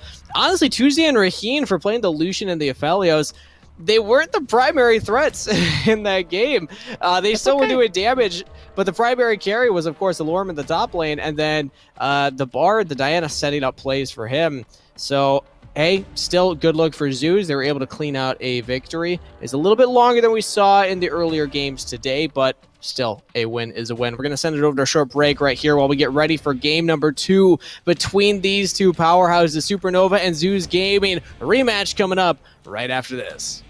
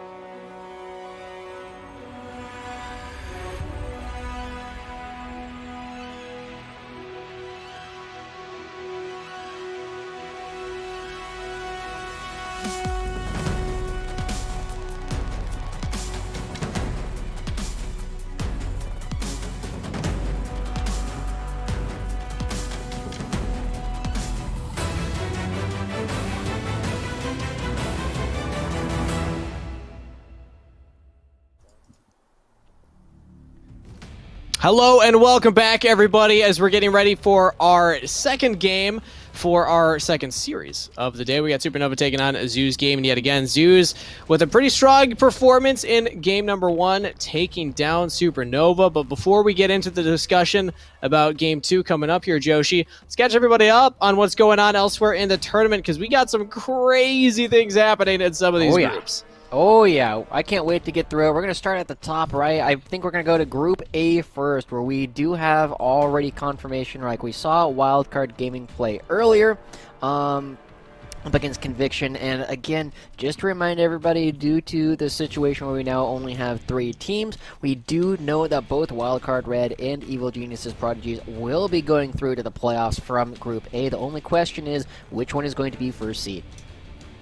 Exactly, and they get to match each other as well later on. That's the final game to be played. And also Conviction, they've made it to Proving Grounds qualifiers by earning 20 points here, getting 3rd place. But let's move on to Group B here, Joshi, because this one's exciting. TSM Amateur. They took down Resolve 2-1. They are making it out of the group for the first time. They've been trying so hard. They've gotten 3rd place twice, and now they're finally getting there. Yeah, well, let's not be too hasty. There might still be some weird tiebreaker stuff going on, right? OQ and TSM are still playing tomorrow, as are Cloud9 and Resolve. And if Cloud9 win and OQ win, suddenly we have a 3-way tie for first. True, it is always potential, but I want it to happen so bad, man. I want to see it. They were my dark horses. This is my narrative. It's going. Let's go. Let's go. But then another exciting one here, the fact that 100 Thieves Next also picking up another win, this one against Maryville. They've already taken down the 2 toughest opponents in the group. They're looking to cruise through at this point and likely take down Glaive Esports Prime coming up very soon, whereas AoE versus Maryville are going to be playing for their playoff lives, right? Because they're both 1-1 and they have to play each other next. One of them is going to be getting 2 wins. The other one is not, and so whichever one wins that matchup will be getting out of the group. And this is a situation where both of them could have very easily made it out first, depending on how some of the previous games had gone. Exactly. But the fact that 100 Thieves Next were able to clinch those 2 wins against the 2 toughest teams in the group of death truly is the group of death right there, and they're making a run for it. Again, having pretty much everybody from their roster getting shuffled up into LCS, into Academy, and every single season having to restructure. It's impressive that 100 Thieves as a program is still able to field such an incredible and competitive amateur roster here, getting better and better.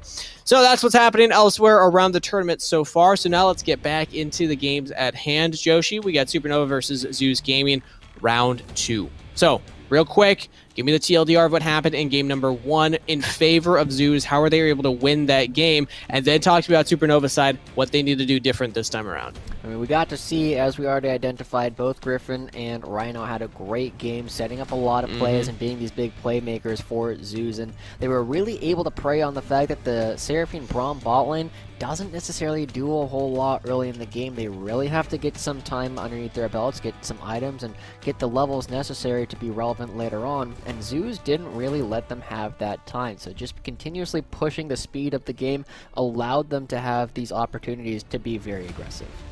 Yeah, and we saw Supernova go for a more scaling composition, not quite able to get to that point where they had this giant team fight threat because of what Zeus was able to do with their own composition. But now Supernova are on the blue side. Zeus Gaming will be on the red, so that will already change things up here. But again, we'll be catching up as they've already gone through the draft in Pro Draft. There we go. I was like, Pro Guides, Pro Build. Nope, Pro Draft. There we go. There's too many pro companies involved in League of Legends. But Pro Draft was already completed. So now we'll see what they drafted in order, but then still give our thoughts on it. Supernova, they were able to get the Gwen.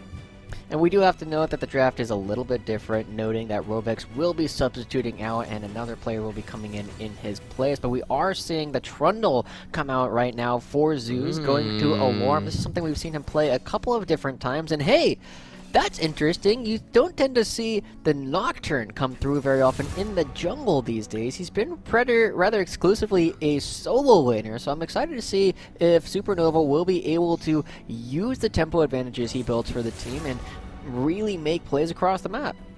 But the big thing you mentioned earlier on in the show, Joshi, when we were talking about the changes on this patch, he still works in the jungle. He wasn't changed there. It was just the laning that got hit. 50% reduced healing. Yep. So that means that the jungle Nocturne's still going to be about the same power. Stride Breaker was also nerfed, though, so this isn't going to be that crazy, like 56% win rate or whatever it was up to Nocturne in the jungle role. But still, can build that item, can do well. But Zeus Gaming, interesting drafting for them. I want to talk about two important picks here. One, obviously, the Trundle in the top lane.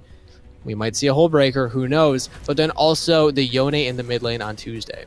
It will be interesting to see how Tuesday plays around, because it's not quite the Diana Yasuo that we saw yesterday, right? You don't have the same kind of combo, but you do lock people down, and if you hit one of these ultimates, it makes the other one very easy to follow up on, because it puts everybody just in a small spot where the AoE is very strong, and it's also easy to combo with the Galio. So I like what Zeus have done so far with their Diana, Yone, Galio core, and there's a big question coming out for Supernova on how Strompist in particular is going to be surviving this, because he is one of the major damage sources for this team. He's always known as a backliner, and once the Azir isn't on the table, you typically tend to see him looking at Cassiopeia as his next bet.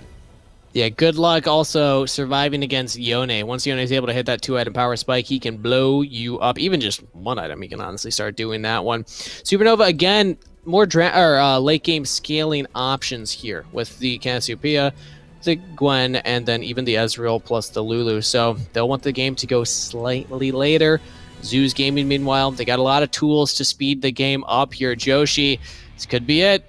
You already completely cursed us, because during the break you said, guys, I think there's going to be another 2-0, so clearly this is going to 3 games. We'll see if you're giving Supernova the buff that they need, or if we will have a fast game with Zeus Gaming clutching it out right here. We're going to send it to a short break before we're back for Game 2 of our second series right after this.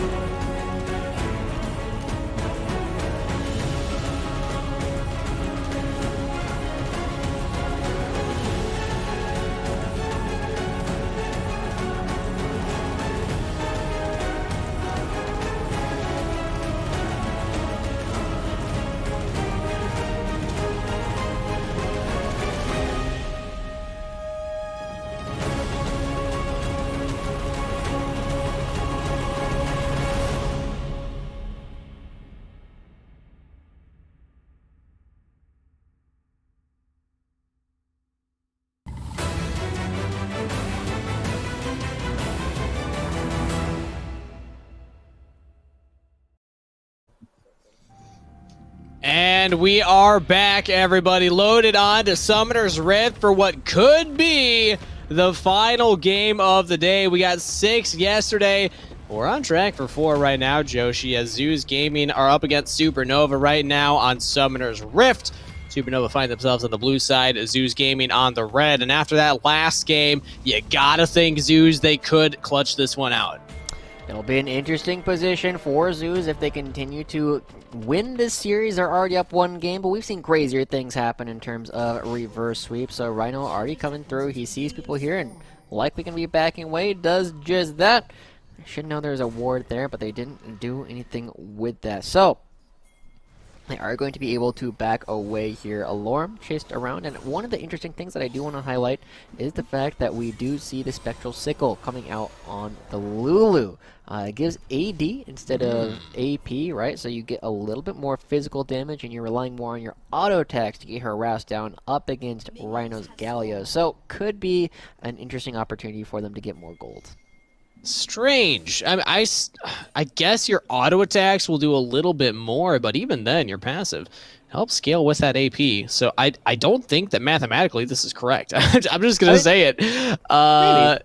It's hard to say, right? Because I feel like it's pretty close, because neither of them provide that much value in terms of just, like, damage output.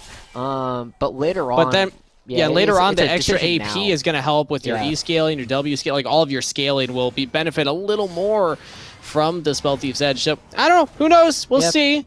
I have been abusing a lot of Lulu, but I haven't done the math, so who knows. But either way, we will see Supernova starting with that. Maddie not getting a leash on the top half of the map here as the Nocturne early on. Whoa! Actually, the same here for Griffin, but early on, Rhino flashing onto Lulu here. Doesn't get the kill, but gets Flash and Ignite out of Lulu all the same.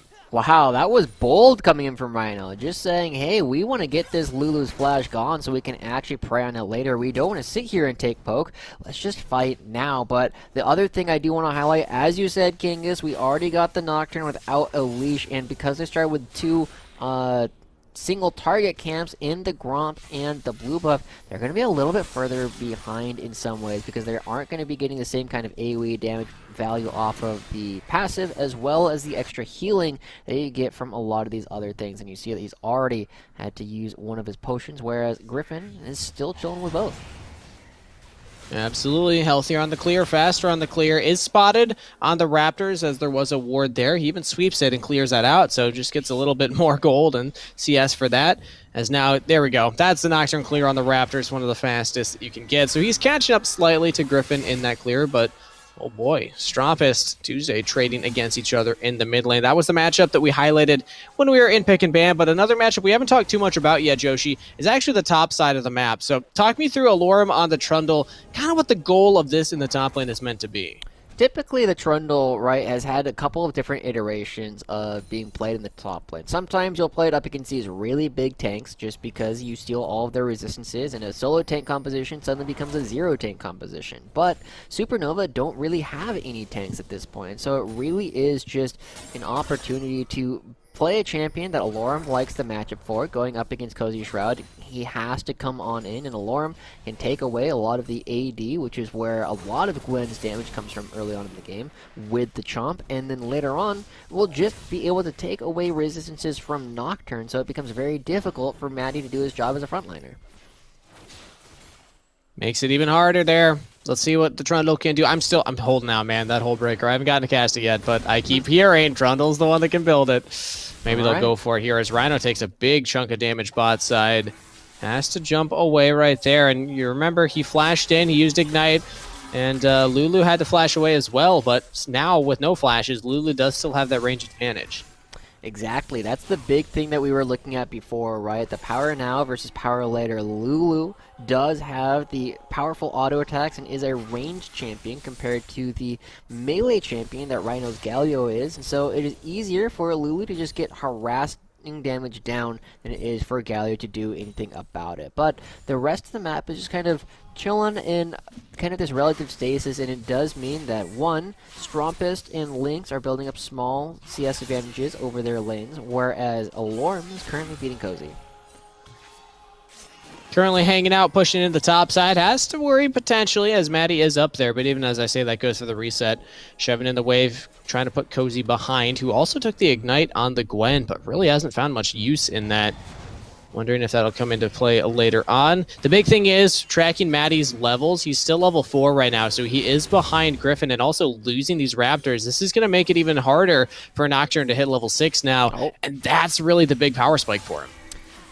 The worst part now is that Maddie's going to go into the bottom side of the map, realize he's got no camps to do, and Griffin is beating him. Wow, Tuesday is going very aggressive, but Griffin is beating him to the punch because he took the bottom side of Supernova. Now he gets to go over to his own top side, and it leaves Maddie with very few options. He can go for a gank bottom lane without being level 6, or he can just try and hit the dragon, and that's about it. I guess he's going for the bot side play. Lulu positioning forward here.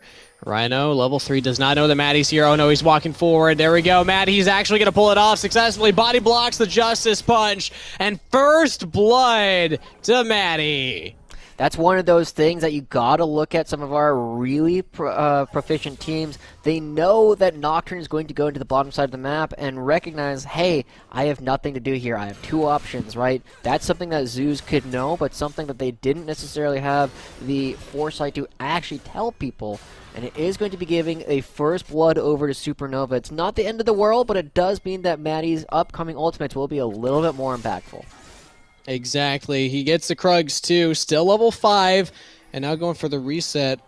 Griffin, meanwhile, gets the top scuttle, checked to see if there are any camps up there. Not going to find anybody. He's level 6 with Strumpus. Oh, Strumpus, you got to be careful right now. Rhino's here. Doesn't have the flash yet, but there's the Diana trying to engage. The taunt comes through from Rhino. Follow-up damage from Tuesday under the turret and easily picks up the kill onto Strumpus. Remember what we were saying earlier, King, is you land one of these ults, it's so easy to land the follow-up. Griffin goes first, Tuesday follows it up, and we're going to get to see this bottom lane again. And there's not a lot, like, mechanically fancy here. This really is just an information gap. Rhino wasn't expecting Nocturne to be down here just quite yet, but it was a situation where because they knew the camps were gone, they could have predicted that, and it does mean that Rhino goes down because he doesn't have the information on where Nocturne can be. It's actually cool, that ward right there. They were able to see Strumpus sticking around, make the decision to go for this play. And well executed as well. Yeah. Nicely done here by the side of Zeus Gaming. They gave up that first blood, but getting a kill onto Yone, that will really help him out in this mid matchup. You're already seeing him reduce a lot of the CS differential that he was losing out on previously. So having that first kill will allow him to accelerate, and as you've already talked about, those 2 items on Yone are going to be much faster than they would be otherwise. We are also seeing Tuesday, this is the 2nd or 3rd time we've seen him do this, where he just freezes the wave fairly far back and forces Strumpus to come up without flash, and that just means that Diana ganks and Galio ganks are a lot more impactful. Tuesday goes in, watch where Nocturne is. He's right in the mid lane, spotted out too, so Tuesday now knows that Maddie is nearby. Did they see Cozy though? He drops a ward down around the Raptors, so they might not know that Cozy is right here, but Griffin's not going to go for any kind of crazy plays regardless. Now bot side, as the taunt land, Rhino's taking a lot of damage. That's Ignite down. Lulu's doing some work here as Lynx goes forward.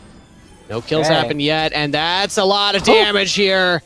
Raheen doing what he can, misses the hail of arrows, and now Maddie's bot side, level 6 on the Nocturne. This is rough news for Rhino, has to flash away, but now it's Raheen. He does take down Lulu. Can he get Lynx? One more auto. The minion's not going to be enough. Lynx does survive. Maddie picks up the kill. That really should have been 2 kills coming out from Supernova, but they're only able to get 1, and it's traded back for the Lulu. We're seeing some pretty strong heads-up play coming out from Raheen and Rhino as they are able to get away. Rhino knows as soon as the Nocturne's on screen, he needs to flash, try and dodge the Q, not the last bit of damage, but now we're also seeing the game relatively even and a trade coming between these 2 teams. One team opting for the Rift Herald, going to get some gold now, and the other team getting a little bit of pressure on the bottom side, but not actually fully capitalizing to pick up the dragon. Man, Griffin is so far ahead. Okay, he's just gonna back on the control ward.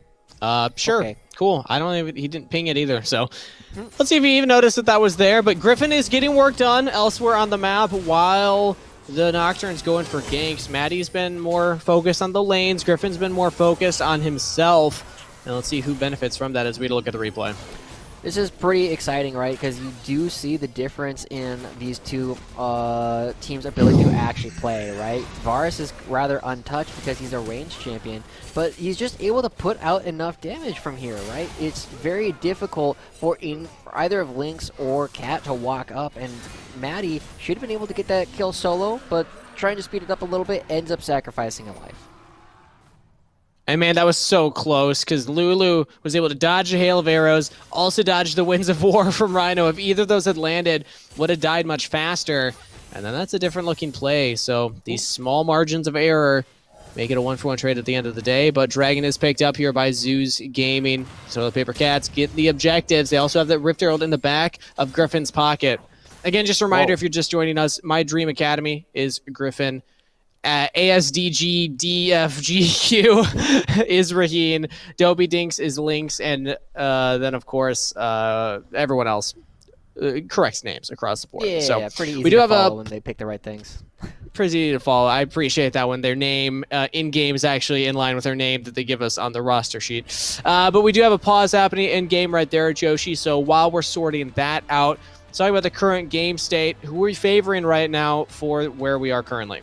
Man, I'm currently liking Zeus. They have the agency in the game for a little while longer, right? They have the Rift Herald, they have the first dragon. They are on track to start being able to force decisions from the other team. Just by threatening to take the upcoming dragon, just by using the Rift Herald to get some gold, they're going to be able to build a small lead here rather soon unless something goes disastrously wrong. So I like Zeus from this position, but it's not a massive lead. I'd say at most like a 60-40 just in terms of like the raw game state. And if you add nameplates to that, then maybe a little bit better.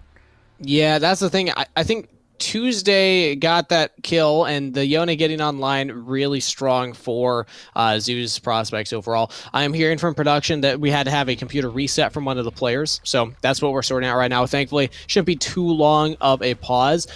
So let's talk about what's happening in the top lane, because we haven't seen a lot of action between Trundle and the Gwen, but now that Griffin picked up that Rift Herald, we know how fast Trundle can take turrets, so I'm starting to think that we will eventually see that top turret crack. And how are you rating the performance up there so far? I mean, I don't know if you've been paying attention, but the reason why I went like right before we went into the pause was because I finally looked towards the top lane and saw that Alorum was up 30 CS over on Cozy already, right? This is a situation where Gwen is actually really strong for the first couple of levels just based on your ability to have enhanced autos and increased attack speed every time you press E and get that little dash. But Alorum, now that he's gotten past that early couple of levels, is going to be very strong on this Trundle. He has a lot of natural sustain built into his kit just standing in the lane, and it is a situation where he will pretty much always be useful throughout all these fights just because of how basic and how direct his kit is. So far, Alorum's doing a fantastic job. And also, if the Gwen tries to jump in onto the Trundle, she's got her little circle. But Trundle's circle's like this big, so, you know, it's just more impressive overall. Exciting to see. Alorum has been historically winning top lanes, kind of smashing top lanes throughout Amateur, so this doesn't surprise us too much, because this is now 2 games in a row that he's gotten the better of Cozy. And it's just kind of what you have to deal with when you go up against Zeus, is the fact that you're very unlikely to win on that top side of the map, so you got to index elsewhere. How do we feel about Supernova's indexing towards other lanes so far?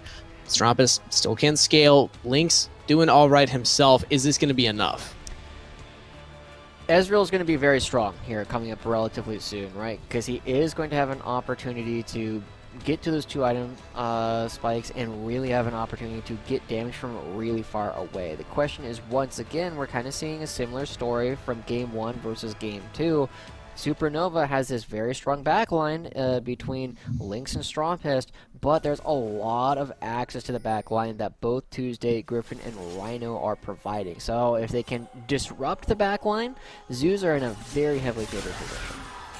Let's see if they can do it. Oh, wow. Okay. Ultimate used by Strompish right there. But look at this. Griffin's here right as you say it, Joshi. The combo comes through. Maddie jumps in, but I don't think he realized what he was jumping into. Locks down. Rhino's taking up turret. Maddie's still alive. And now look at Lynx. He jumps in. Oh, he misses the Q. Rhino's still alive, but the True Shot Barrage will get him. Tuesday still on retreat. Lulu and Ezreal chasing them down. Ezreal can Arcane Shift over this wall, but not going to look for it. Still, trade of kills there. Support for mid laner. Ultimately, Strumpus missing out on all this farm experience is going to be a bit more impactful. Yes, the kill went over to Lynx, who we already said will have an opportunity to be a bit stronger soon, but Maddie currently getting a little bit stronger as he does have the Nocturne. He's currently got 2 kills now. They should have an opportunity to be aggressive with some of these dives relatively soon. But we also get to see another big opportunity to use the Diana Yone. And if we can continue to see this kind of aggression coming out from them, it is going to be very successful in a lot of these team fights. Interesting that Griffin backed off right there as Rhino was locking down Maddie. It seems like maybe a little bit of miscommunication between the jungler and support. They could have killed Maddie if Griffin had stayed on, but now Maddie's bot side. Raheen doesn't have summoner spells. He's going to get locked down. The fear, the CC. Maddie does damage. Topside Alorm gets a 1v1 against Shroud somehow, but Maddie will kill Raheen in the bottom lane, so it's a trade of kills on top and bot. But they're both solo kills. Rhino should be able to walk out from this one. Gets a lot of damage reduction Tuesday. Oh, this is a lot. Wait, Stromp is actually doing an insane amount of damage right now. The poison, the tick, the dot. Is it going to be enough? Rhino's still alive. Stromp is still under the turret. Hits Tuesday. Does not get the dot on him. And Lulu keeping Strumpus alive. Yeah, really impressive stuff coming out from Strumpus this far, but as the Reptile does crash, it is going to be another situation where Zoos are getting a little bit more. Yes, plates go over to the side of Supernova, but it's not as much as a full turn. Now we get to see how this 1v1 happens, and hey, big surprise everybody, you are in fact playing Trundle versus Trundle versus the Gwen. It's all about just like understanding how much damage you do at a given time, and you see the insane damage that comes with the Sheen proc plus the Chomp all at once from Trundle, just taking all of the HP away from Cozy Shroud all at once. And now Alorum, mythic item completed. Divine Sunderer even has the Executioners. That 1v1 is only going to get worse for Cozy Shroud now. Turret's down, but Alorum staying top side. Rhino and Raheen staying on the bottom side as well here. Gotta watch out though, Maddie does have ultimate, so if they don't play safe under the turret, they could be susceptible to a dive. And as I say that, Lulu is roaming around the map, trying to get some wards down for the side of Supernova. Currently, it's a 2k gold lead over to Zeus, and they also have that early dragon that they picked up. Next one in a minute and a half. Kind of at that spot. Oop, Tuesday not going to go for it. We're kind of at that spot where it's a little bit early, potentially, for Trundle to go for it. They just go mid. Mid again. Okay. Chomp is dead. Okay, well, that's helpful, right? I was just about to say, like, Trundle doesn't have the best tools to start moving around the map, but wait, did he actually get that kill? I think he got that kill with the pillar. Doesn't it do 1 true damage, technically? Because it's meant to stop backs. I know it used to. I don't know if that's still true. Either way, he definitely got the kill. If he got that with 1 true damage, that would be absolutely insane. But Alorum at Tuesday now will take down this mid turret. Maddie very far forward, has to flash away. Disrespecting the fact that Zeus were about to get that turret. Does he look for the re-engage? No, he does not. Well, we are about to get to the second dragon of the game. It is an Infernal Dragon, which will increase your damage by a certain percentage. And everybody with 40 seconds left will have to decide whether or not they want to back. By the time you hit the 40-second mark is your last chance to back in order to be at the dragon on time. And we're seeing that most of the members are choosing to stay on the field. So we're going to take a look and figure out exactly what it was that Trundle does to pick up this kill. As far as I know, he only used the pillar. Oh, he walks out. Okay. That makes more sense. I thought that was some crazy shenanigans going on there, but never mind. That makes a lot more sense. All right. Well, now we got to start looking at who's at the dragon, what kind of angles they're coming from, and whether or not they have enough gold. Because we are seeing that mythics for Tuesday and Raheen not yet completed. They aren't going to be doing quite as much damage as their opponents who have the Everfrost and Divine Sunderer already completed. But it doesn't necessarily mean anything because we already see Lulu backing away, gets the teleport, or doesn't have teleport. That means that it does take them 25 seconds to walk from the base to the dragon. And 25 seconds of a 5v4 is too much for Zeus to deal with. Not going for the dragon, going for the play mid. So trade of objective for kill on to Tuesday. And also, that's shutdown for Strumpus. That's Cassiopeia picking up all of that gold. Rough for Tuesday. If he'd had that shield bow before that, would have felt a lot better. But regardless, that is Zeus now on 2 dragons. We also have to highlight the fact that because it was Nocturne, Rhino could not respond. Right? The Galio ultimate requires vision if you cannot see your friend. Remember, 8.75 seconds where Rhino cannot yet be there. So that's a pretty big window that Supernova had to blow up Tuesday. So Zeus, they're still ahead, they're still winning, but it isn't necessarily this huge, like, stomping lead that we've seen in a couple of games previously. They do still have to play enough League of Legends to win.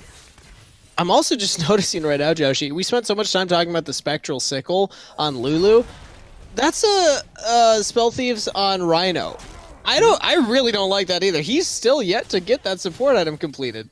16.5 minutes in, that's abysmal for a support timer. You need that vision. And that's really going to make Zoo's bot vision control struggle here. You want to go for the melee once so you can actually farm it up. You're not going to be able to trade enough against the Lulu with just Winds of War. But now I'm going to hold my breath. Maddie is bot side. He's going to clear these Krugs, and his ult will be up by the end. All right, Alarm also doing this structure, this objective. Remember, you know, that we had a long conversation a long time ago about whether or not you actually want to take down this turret. Alarm doesn't have great tools to necessarily impact the map on his own. He's not the best diver. He's just a stat ball. It can be hard to turn in the right direction, but now he's doing the thing, and we got to teleport. Supernova going for it. They throw out the Paranoia. They're teleporting down bot side. They put Strumpus down there, and they also teleport Cozian, but they're not going to get onto Zeus.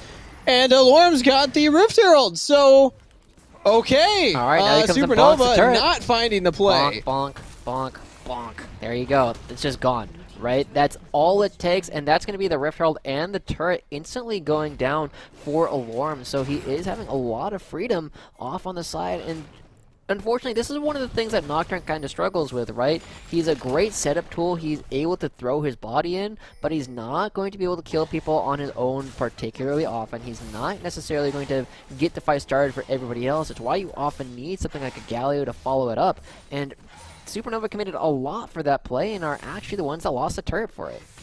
And the idea behind the Nocturne Paranoia plus then TPing for a play is your opponent can't answer the play, but you also need to make sure that whoever you're trying to make the TP play on top of with the Paranoia, they can't retreat. And Zeus Gaming, they had a clear retreat path. It's just the Nocturne running in, so they get away. And Zeus get a lot for that. That's even more gold onto Alarm here. The Trundle really coming online right now. 2-0-0, up 20 CS. And if we're looking at the gold, up 2,600. That is a sizable gold lead for Alarm. The only place where they're really losing for Zeus is the bottom lane. You're about 1,000 gold behind Lynx as Raheen, and then Rhino is a little bit behind the Lulu as well. But it's, you know, it's less than a kill at this point. So just generally across the board, Zeus are doing quite well, and Alarm, I believe that's building towards a wit's end, if I'm not mistaken, right? He's got the Hearthbound Axe and the Negatron Cloak already built, so just looking to build for the 1v1 up against Cozy Shroud, and if he can continue winning it, it's a big split push threat that we don't often think of when we think of Trundle. Exactly, just go for it. Make sure that you win that side lane no matter what. It's not the whole breaker, but it still accomplishes kind of the same thing. Gives you the attack speed, the magic resist, so you get the stats that you want against the Gwen, and faster ability to take towers. As now the rest of Zeus here, they're looking on to Lynx. Arcane shifts over onto the Raptor wall and is out just fine. Now Alarm in the bottom lane, but also Waves pushing topside. Strumpus is up there, and he doesn't have TP, but play here from Supernova. They're going in onto Alarm. He flashes away early, has the turret if he can make it to it, but not gonna happen. Maddie gets the shutdown. 4-0-2 on this Nocturne. This Nocturne is doing really well so far, with the one exception of that ult that they just ran away from. If they can continue finding these upset fights in the outer, or in the side lanes, it's going to be difficult for Alarm to continue pushing. So I really like the fact that they're doing this now to put it in the back of Alarm's mind for the rest of the game. It's like, where is Nocturne? Can I actually be here? Is this an aggressive play I can make, or do I need to stand back a little bit and wait until I see where Nocturne is on the map? But they traded for Tuesday, they just had Trundle down here, and now the Yone is instead going to be the one who's doing a bunch of damage to the structure.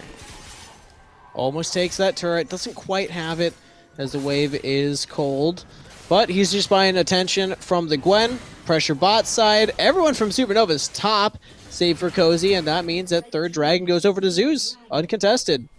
Surprising to me that there is actually no priority over the dragon from Supernova at all. I feel like they could fight for it, but now Alarm has to be careful because there are enough members of Supernova here to give him a run for his money. Instead, he's just going to be annoying with pillars.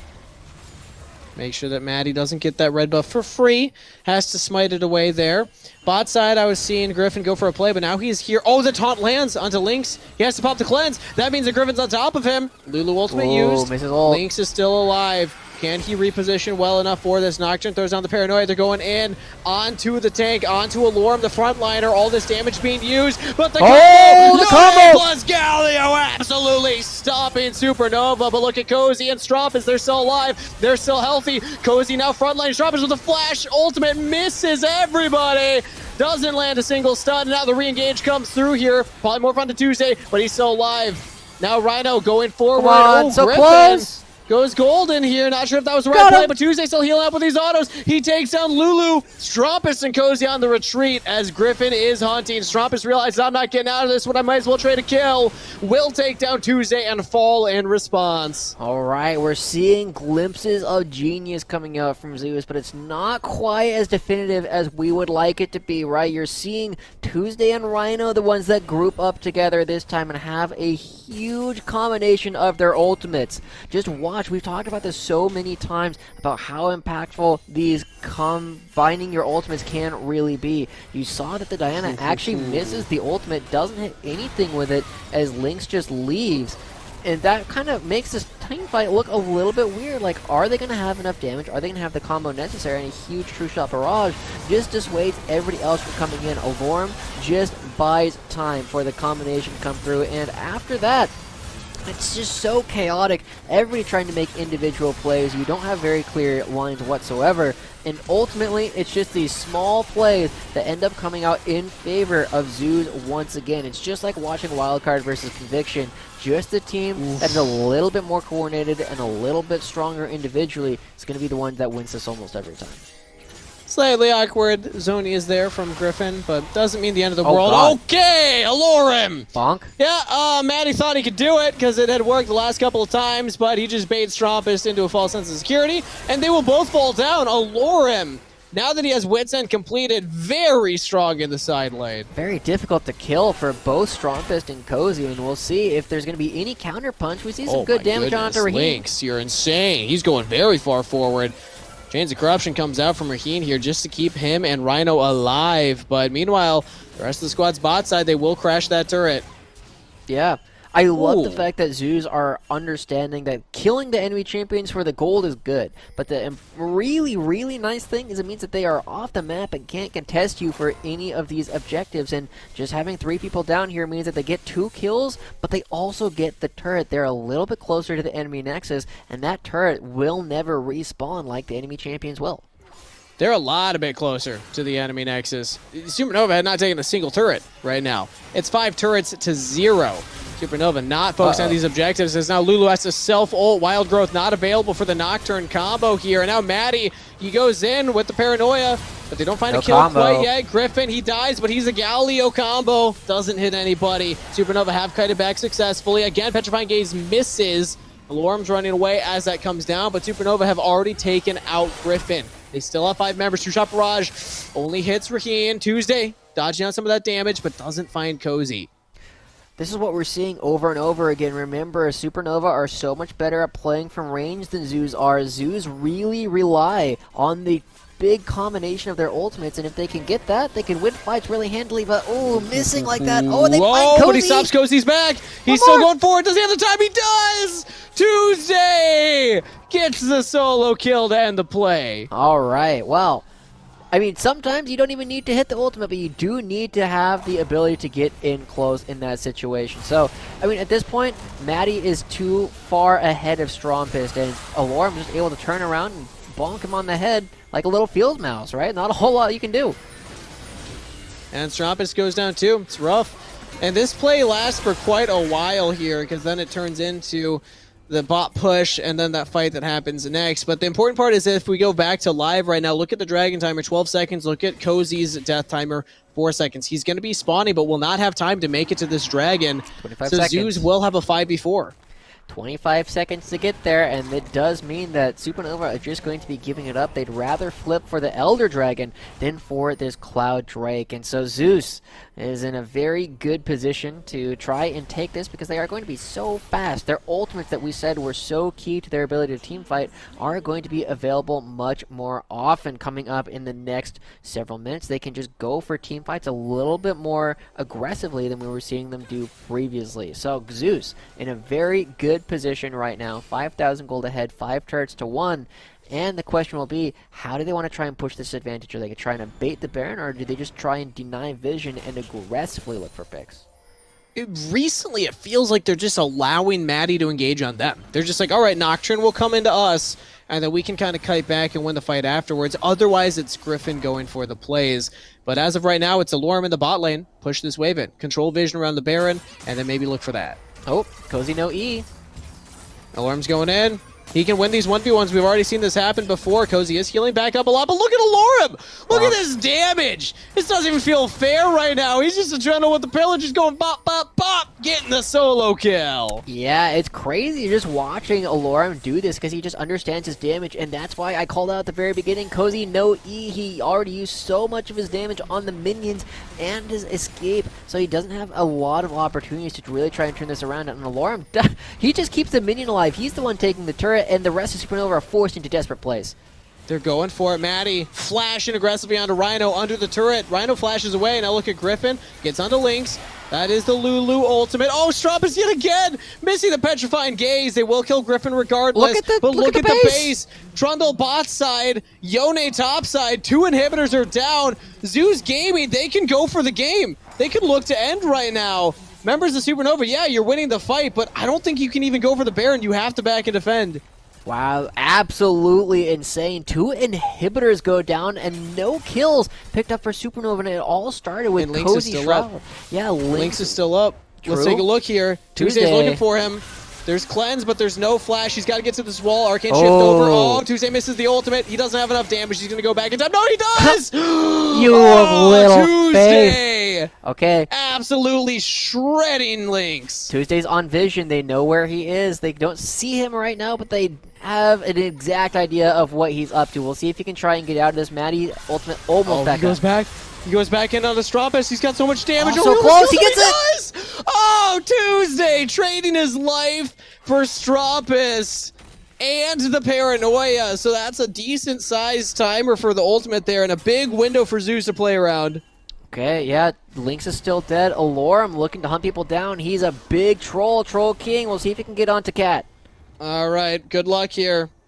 Lulu's out. Difficult to get on top of, but you just push him away. You just establish vision control. Now you're on the Baron. Yeah, I don't think there's any contest. Maddie doesn't have the ult, doesn't have the flash. They're nowhere close enough. It would take 25 seconds to get there, and it's just gone. Zoo's playing the map so effectively, and now with the Baron, with the Cloud Soul, they should be able to look to find just about anything. They can pick up the last inhibitor here when Tuesday respawns, or they can just wait for the Elder Dragon to come up and actually end the game that way. The first Elder Dragon we've even seen so far through the Summer Showdown. Yeah, we haven't seen any taken yet. We have seen a lot of Dragon Souls, but 2.5 minutes. Let's see if it even lasts that long here, Joshi. Because this could be the end. There's supers in the base on the Nexus turrets, and Alorum's right there too. But Supernova, they're defending their mid turret instead. But look at Alorum. He doesn't care about Maddie. Take the turret. He's just literally going to end the game on his own. All 5 members of Supernova have to go for him. They can't even kill him. Look at how fast he is. He presses Subjugate, and then the Cloud Soul, he just runs away. All inhibitors down. This is crazy. Now they still have the Baron for 2 minutes. They're going to be able to push it in. Oh, Cat! Tuesday goes for it. There we go. Lulu's dead. Under the turret, double top from Rhino. Cozy.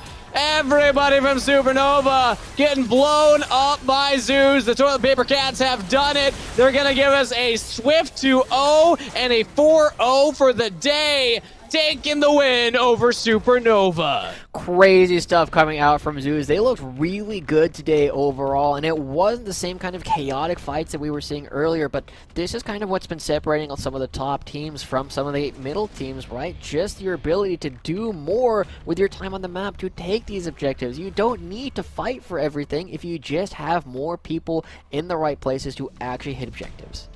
Exactly. Playing the map. playing around. I mean, we saw the bottom inhibitor and top inhibitor taken at the exact same time, essentially, from these teams. It was just Zeus having a draft that didn't need to group up as 5. They could just play for the side lanes, and Supernova really not looking comfortable with that. Cloud9 Amateur played a very similar way yesterday. Unfortunately, TSM had the tools to force them to come to fights, right? TSM was able to force everybody to just come back to the Baron, right? 100 Thieves was doing a very similar thing later on in the day, but we didn't see that from Supernova. They weren't the ones that had the ability to actually hit the Baron effectively. They didn't have a